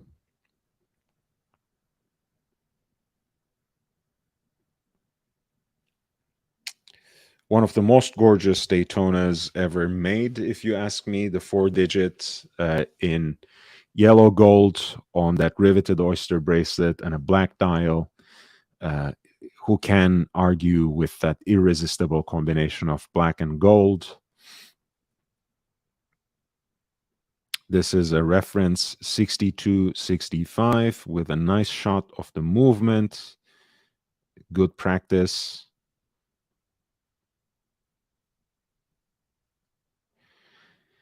And this piece sold for 110,000 euro at lot 213, an 18 karat yellow gold Daytona with the black dial.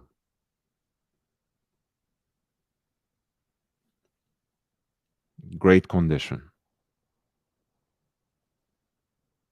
I mean, look at how sharp that case is.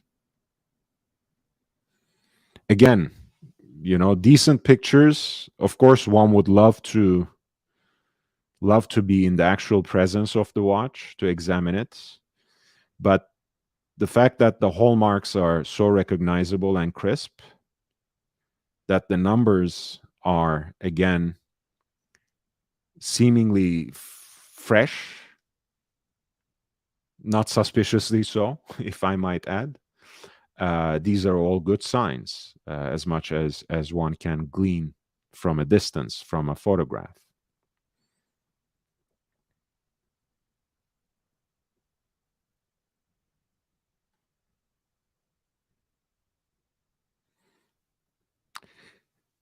This is a faulty example of an early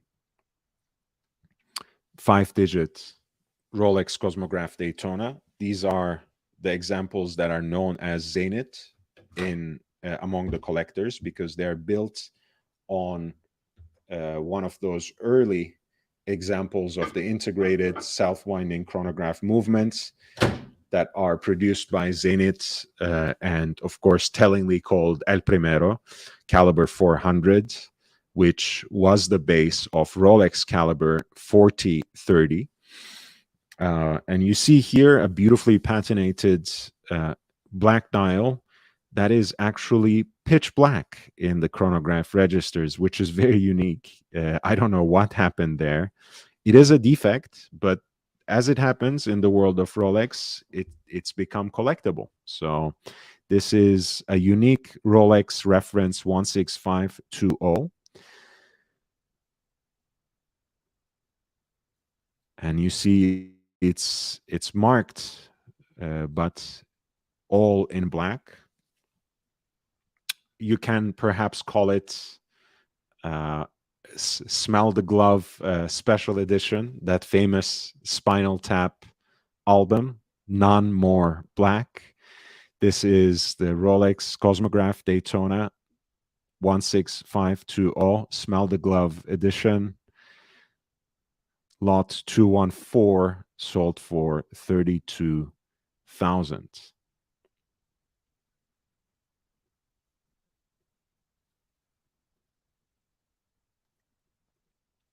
At 215, you had 6263, which is basically the 4-digit reference of the Daytona, with the screw-down pushers and the acrylic bezel, lovely silver dial with tropical chronograph registers.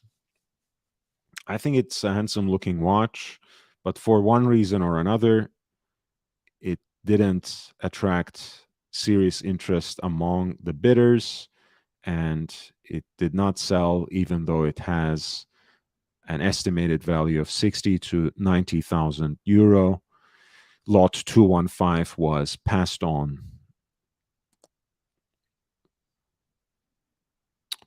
Whereas next to it, at lot 216, you have Paul Newman Daytona with that famous exotic dial in the black against white version, in the Panda version. Beautiful condition, clean.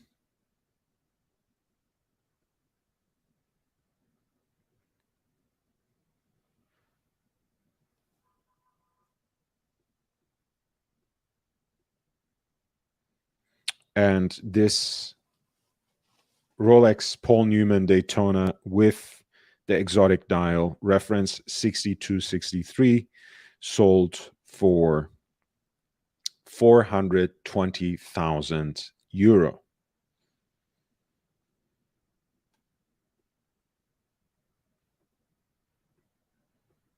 Damn. Great watch. Great watch. Not really worth almost $500,000, but a great watch nonetheless.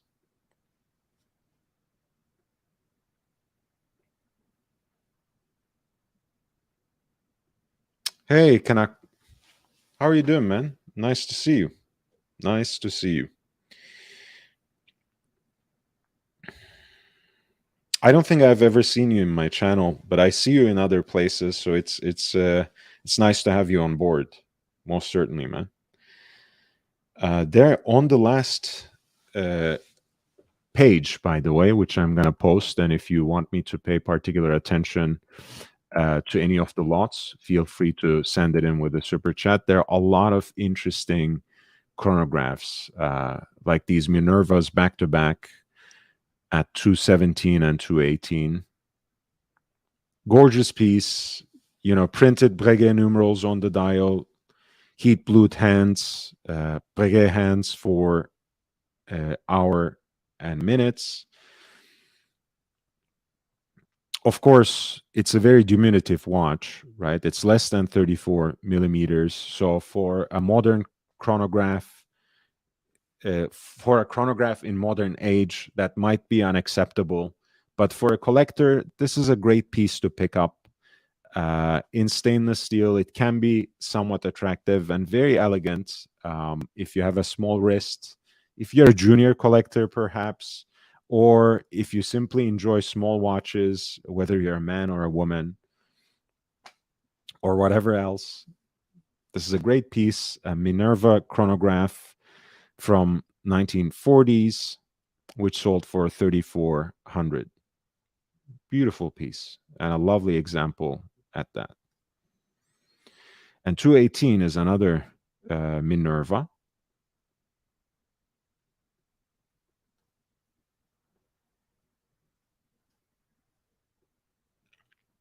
which has a champagne dial, syringe hands, Arabic numerals.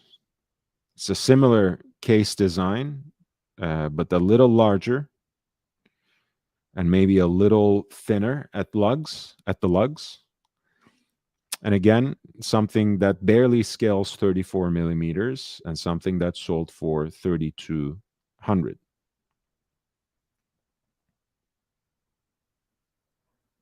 We looked at this Ulysse Nardin yesterday.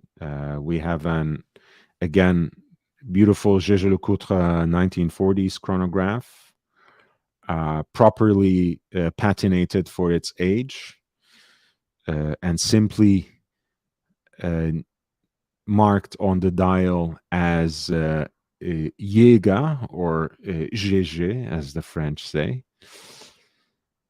And this particular piece, even though it had a very attractive starting bid of 3,500, did not actually sell. An 18-karat yellow gold chronograph, an elegant piece from 1940s at lot 219 was passed on.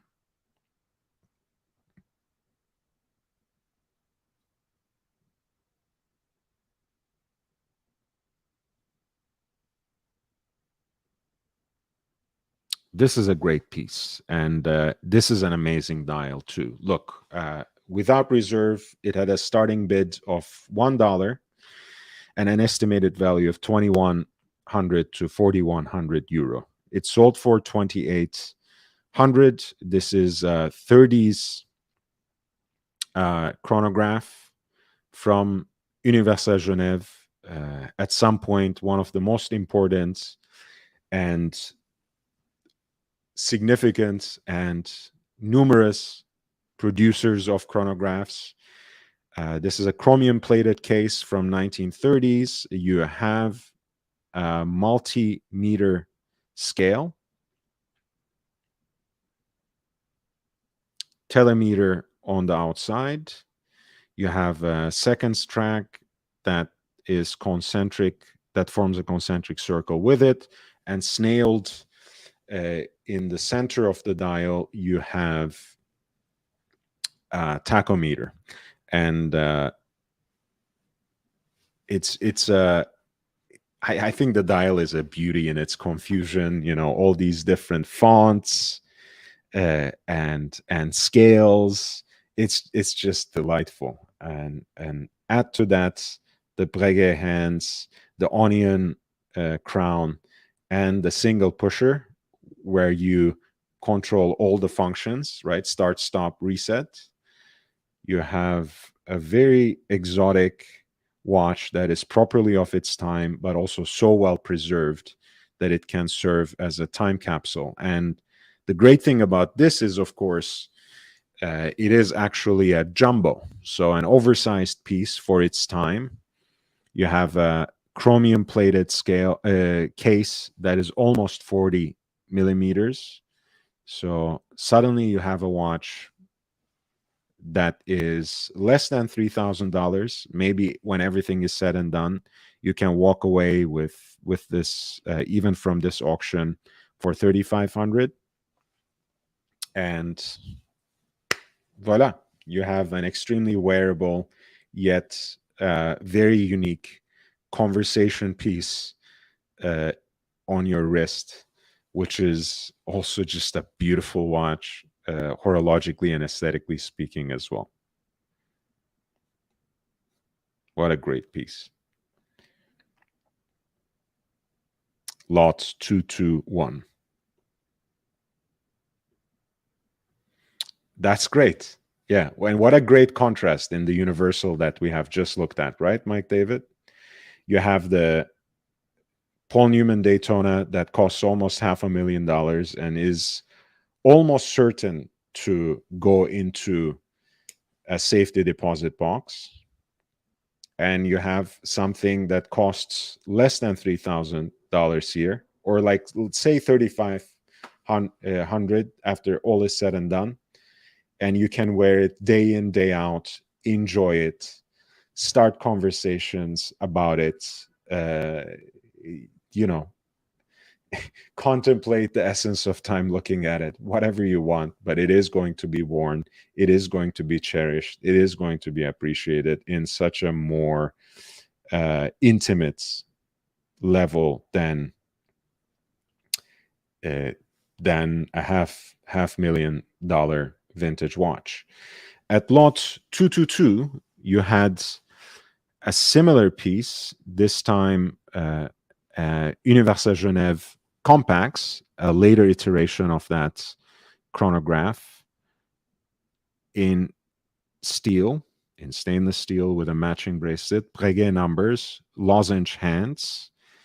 It's, you know, again, it shows its age very strongly, but it's not worn to bits, still has a lot of life in it. Would be a gorgeous watch again to wear on a daily basis. It was apparently dedicated on the case back to one Karl Speich, who was an accountant at this particular company, Euler. And that piece, which had a starting bid of $10,200, did not sell. I can see why. You know, again, the fact that it is a diminutive piece less than 34 millimeters. For a chronograph, that's too small for modern taste. If the right collector was in the room, perhaps, but if not, that's what happens to these sorts of pieces. All right, we're almost at the end of the broadcast, so please hit the like button on the way out. I'm going to go through two more pieces and then close for the day. I appreciate your support and presence. If you want to squeeze in one last minute question or demand, or if you want me to look at one of the earlier lots, feel free to send it to me via super chat. If you want to contribute to the channel, if you want to support the channel in other ways, you can always see the information there, which is included in the video description, pinned in the chat, and now crawling in that ticker. Patreon is a great way to get my advice on a regular basis about value propositions in the watch market today. I send out at least 3 links on a regular basis every day. That's about 100 deals on watches per month. I think at $10, that's a great deal. I'm going to increase that price at the end of the month. But all my current subscribers on Patreon and people who sign up before the end of the month, of course, are going to be grandfathered for the rest of the year for all the new services that are going to be included in that $15 package for $10 per month. So sign up now and you will benefit from it. And okay, let's do the last two. This is lot 225. It's a Rolex reference 2508 chronograph. It is a chronograph movement based on Valjoux 23. I think it has a beautiful and rather crisp 37 millimeter yellow gold case that contrasts in a lovely fashion with that black lacquered dial, Arabic numerals at 12 o'clock and 6 o'clock.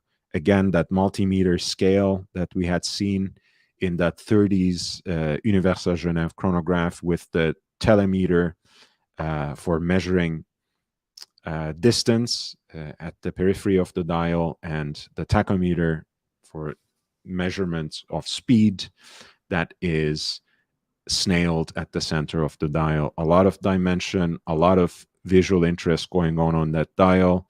A gorgeous watch. It is very unique and very expensive, however, so it did not actually sell at that price point, which is $150,000.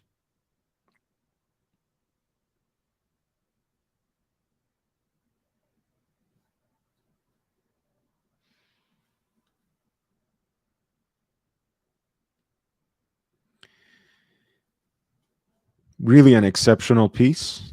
Oops, that's something they mixed in and probably didn't mean to, but yeah, look at that Rolex iteration of Valjoux 23, which is the great column wheel chronograph movement of its time, in a very good condition. The case back itself is great. Again, you can tell the reference number, serial number, even the crown is still there. You can see the hallmark right there on the lug. On the lug at 1 o'clock. What an elegant crown, right? It sits so flush at the case that you can barely see it from this angle. You see, it's such a beautiful and elegant watch. But again, at that price point, of course, there's so much that is beautiful and interesting. Something like this might not find its buyer. This was lot 225, a Rolex reference 2508, a so-called Duco, or Ducho rather, did not sell.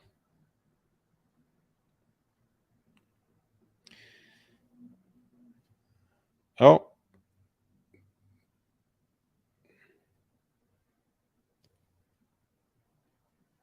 oh my God, that's not good.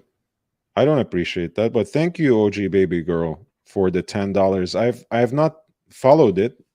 If you can explain the situation in the chat, that'd be great. But I don't condone of anyone who tortures helpless animals or bans this, who is my friend. If I'm understanding it correctly, baby girl. Thank you for the super chat. The very, very last piece that I'm going to present on today is lot 226, which is a so-called Rolex Jean-Claude Killy in exceptional condition. This is perhaps one of the king of all kings, when it comes to vintage Rolex, in terms of the condition, configuration, complication. It's a very unique watch. Rolex doesn't really produce a lot of complicated watches historically.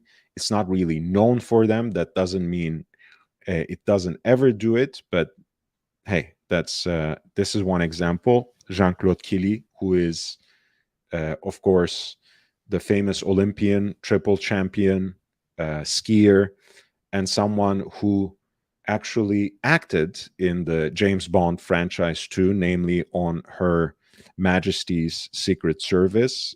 He was a stuntman for that famous ski pursuit scene. The watch is just a bundle of masculine charm and the heightened elegance of this sort of complication. I mean, what you have. Hey, Nick. Wow. Yeah, some drama is happening again in our little corner of the internet. I don't like it. I don't like participating in it, certainly, but thank you for letting me know, OG baby girl. So this is Rolex Jean-Claude Killy, which is one of those rare vintage references where you can find complications in a Rolex watch. And we are not just talking about a date, of course, we're talking about something that goes beyond just showing the date or the chronograph. You have the combination of a complete calendar, a triple date, and the chronograph, which again, between the Padellone, which is Rolex's triple date and moon phase, and the Jean-Claude Killy, you basically have covered most of Rolex's complicated vintage references. Extremely crisp example of reference 6236 here. You have a pointer date on the periphery of the dial. Through the two openings at 12 o'clock here, you have the day of the week and month, a 30-minute counter at 3 o'clock, a 30-minute totalizer at 3 o'clock, a 12-hour counter at 6 o'clock, and you finally have the running seconds at 9 o'clock as well. And of course, you have somehow in that unintentional expression, perhaps, between the pushers for adjusting the day of the the month and the date, you have an interesting order in chaos in the design of this watch, which is only to be appreciated. And the alpha hands are a particular delight for me. Makes the watch so sporty while remaining so beautifully elegant as well. This was an example from 1960. You know, you have the original bracelet, you have a more modern bracelet that makes the watch perhaps more wearable on the everyday basis. But who's gonna wear a watch that sold for $410,000 on a daily basis, especially when it's in such a beautiful condition? I mean, would you risk getting additional patina on that original dial?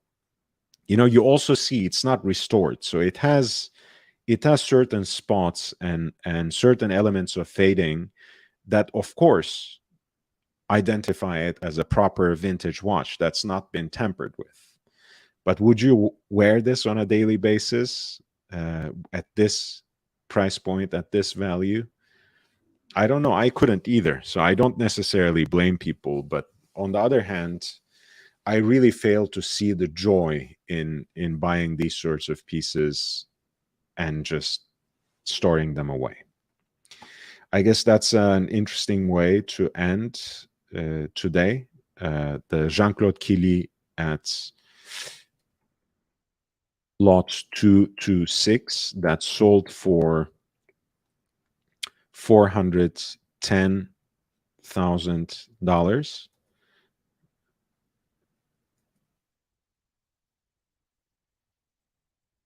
Yeah, the Dato compacts, I love the Dato compacts. So whether it's the reference 6036, 6236, which is a later one, this is an earlier example that I'm wearing here.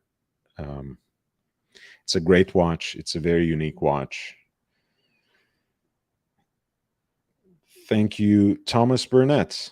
Hey, let me say a few things about that, and after that, I presented on that watch before you dropped in. I think it's an awkward time, of course, for the UK. So I do apologize. I might come back later at night, but no promises, because I might get myself into some trouble since it's Saturday night.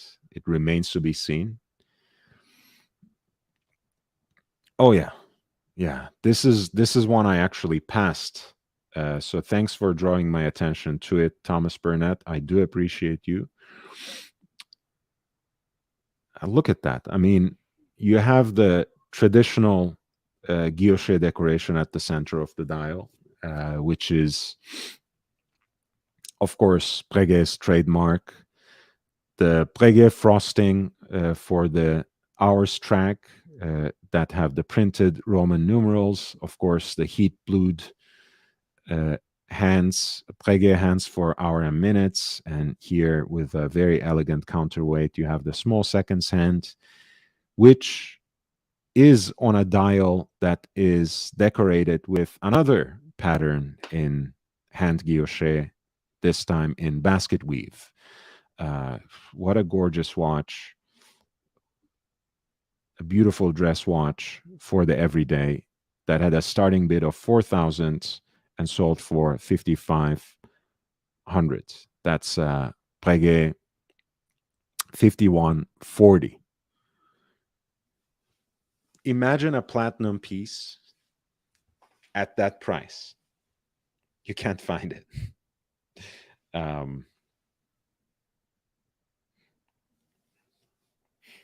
Wait a second. Oh no, it's white gold, I think, right?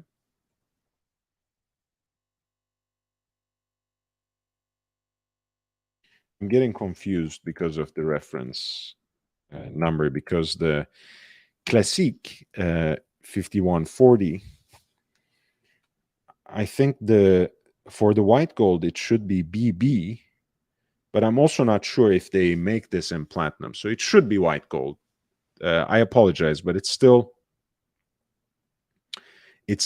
a great deal. I mean, for a white gold dress watch, contemporary, just a few years old, in white gold with that hand-guided guilloche decorated dial in two different ways. In the classic Breguet expression, that wonderfully round case with lugs that from the face of it looks like conversion lugs, right? From pocket watch to wristwatch, but that have that beautiful teardrop expression, that fluting of the case band all around, right? That people sometimes call also coin edge. Again, a beautiful part of the Breguet aesthetic, a great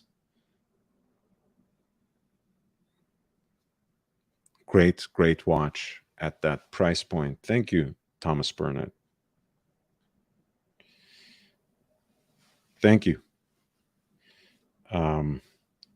Evan, don't hit a man when he's down.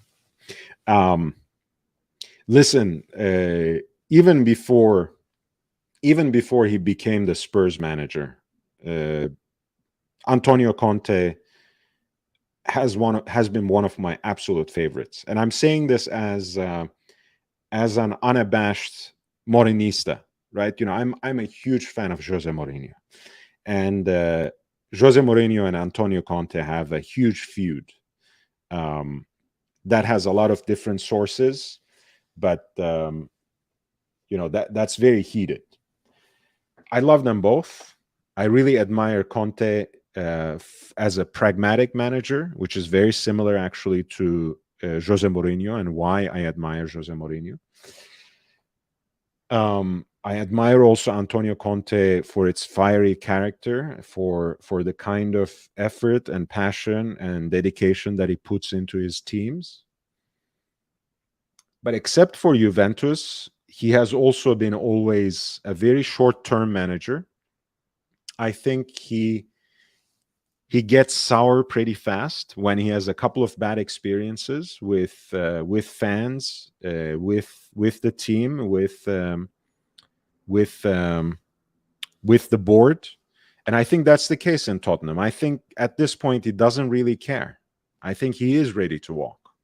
I think he's looking for reasons to be fired at this point. I'm not saying he's doing anything nasty, but I feel like, he constantly shifts the blame. He tries to say things like, I don't understand why in England, why in the Premier League, no one else talks about the team except for the manager, as if the board is directly responsible for the defeats. And I understand, Spurs historically might be known as always the runner-up. Things get Spursy at the end and we don't end up winning anything. That's all right. But more recently, especially under Pochettino, Spurs has been overachievers, right? We certainly never had the best squad. OG Baby Girl, thank you, $10. This is and always has been a friend to all. I love him. And I'm so sorry to see him or hear about him being disrespected like this. And thank you, Avo. Thank you for being here. So yeah, going back to Conte, I think he has just gone sour. I think he is right to ask for better players, because even though, especially under Pochettino, but also last year, Tottenham has been successful. And that was a great steal, coming from under and besting Arsenal for the top 4, which is a trophy, of course, that Arsenal fans, the Gunners, invented for themselves. So it was nice to steal that trophy from them last year. But I think Conte complains a little too much at this point, and I think he's going to leave eventually. But of course, he doesn't just want to resign, because he will be leaving behind a lot of money. And who knows, maybe in this transfer season, he will be able to get a few important reinforcements and go. But look, again, I love a lot of players. Højbjerg is one of my favorite players, but let's push it a little bit. Other than Harry Kane and Heung-min Son, who can you call world class in that team? And Son hasn't been playing really well this season either. So Højbjerg is at that threshold. You know, he's a great player, but is he crème de la crème? Top class? Not sure. Khrushchevsky, great player. And maybe he will be even better in the next couple of years. But is he at that level yet of the elite level of a team that ideally should challenge for the title in the Premier League? Absolutely not. Lloris always had a mistake in him, but there's a reason he retired from the international game, right? Clearly, something is not there anymore. And I think when you have that kind of a goalkeeper who is a decent shot stopper, but also has a howler here and there once every so often, when the mental edge goes, when he gives up on something, he's going to get worse and worse. And he made two awful mistakes in the last. So yes, Hugo Lloris is a world champion. He just played a World Cup final, so I can't hate on him. And he played a great tournament, but I think he checked out already, right? So two world-class players, Harry Kane, who maybe doesn't want to be there anymore, not in the long term. Heung-min Son, who is not playing great. Højbjerg and Khrushchevsky, who are almost there, but not really the most elite, at least not yet for Khrushchevsky's case. And that's the team. I love every element of that team, don't take me wrong, but no one can convince me that Eric Dyer is a world-class player. No one can convince me that Bentancur is a world-class player. Emerson Royal, that's not a world-class player. Romero is a world champion and I love him. Is he one of the best defenders in the game today, though? I don't know. Again, you know, it's really funny, Evan, because in commenting on Conte, I have become Conte. Now I'm complaining about the entire roster. So I'm just going to cut it here because I don't want to take too much time. You are saying spot on. They should have sold Kane to Manchester City when they had the chance for top dollar and started their rebuild. I think that's exactly what they should do. Okay, they have done this already with Bale and Modric, basically. But find a way to ride out this season. Try not to sack Conte. Try your best to help him get to the top four. And if that can happen, sell Son, sell Harry Kane, and then rebuild the squad with that money. Yeah. You know, I even love Sar. It's fine. You know, I mean, we're a good team. But that stretch of relative success, again, for any other team, that could have been interesting. But because we always fail at the last stretch, it's been particularly painful to lose a Champions League final, not win the title in a season where we were competing with Leicester. And yeah, the highlight in all this time now, since Poch left, has been the top four last year. So, you know, something needs to change. And, you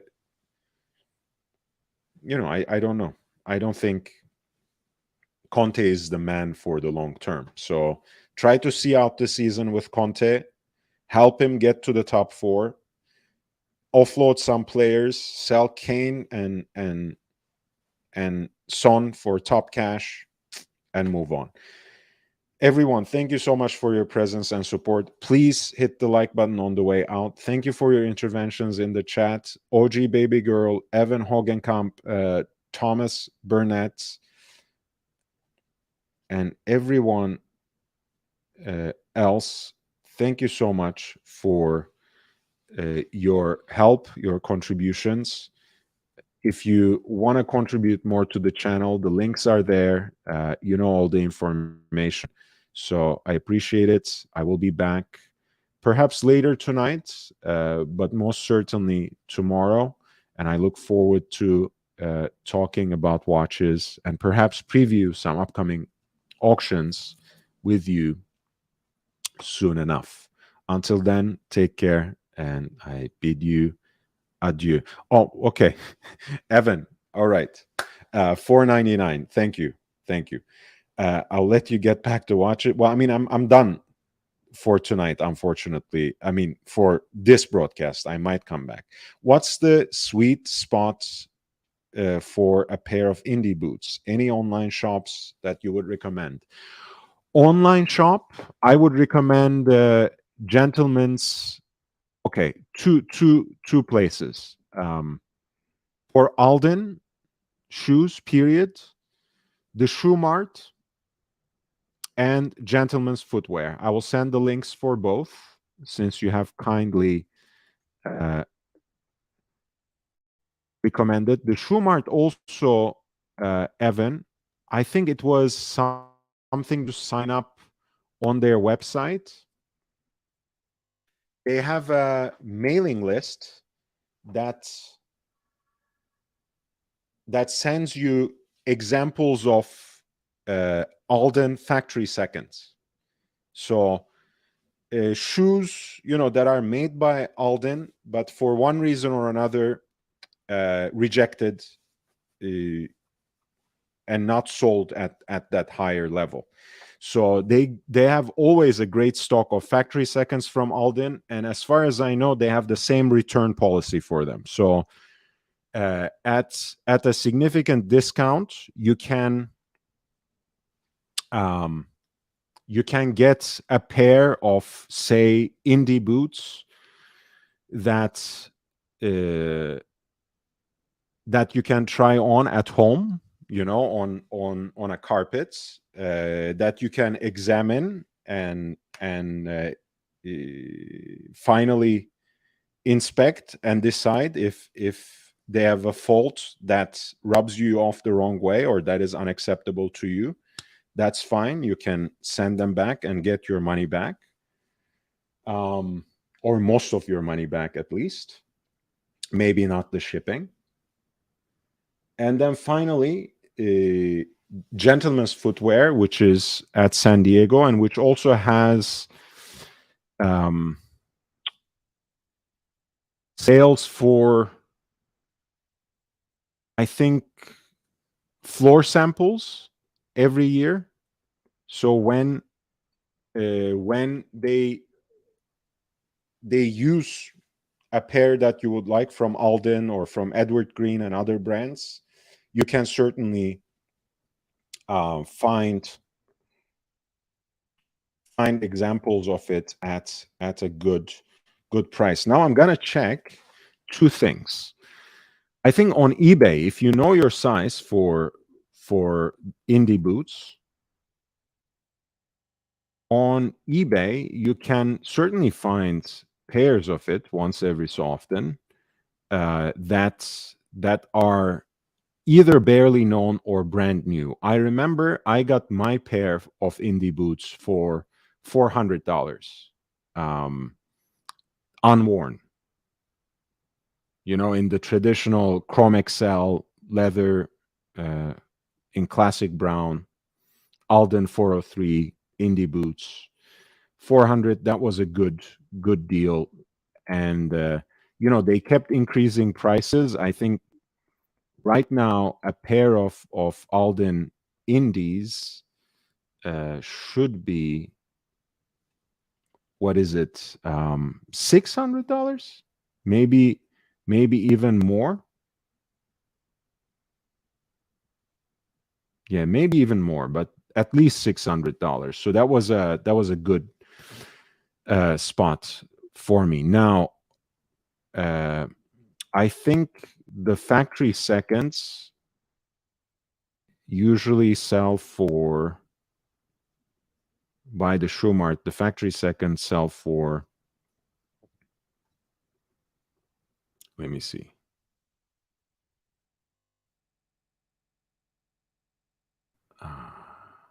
Let me see if they have any indies there in that batch. Sometimes they do, sometimes they don't.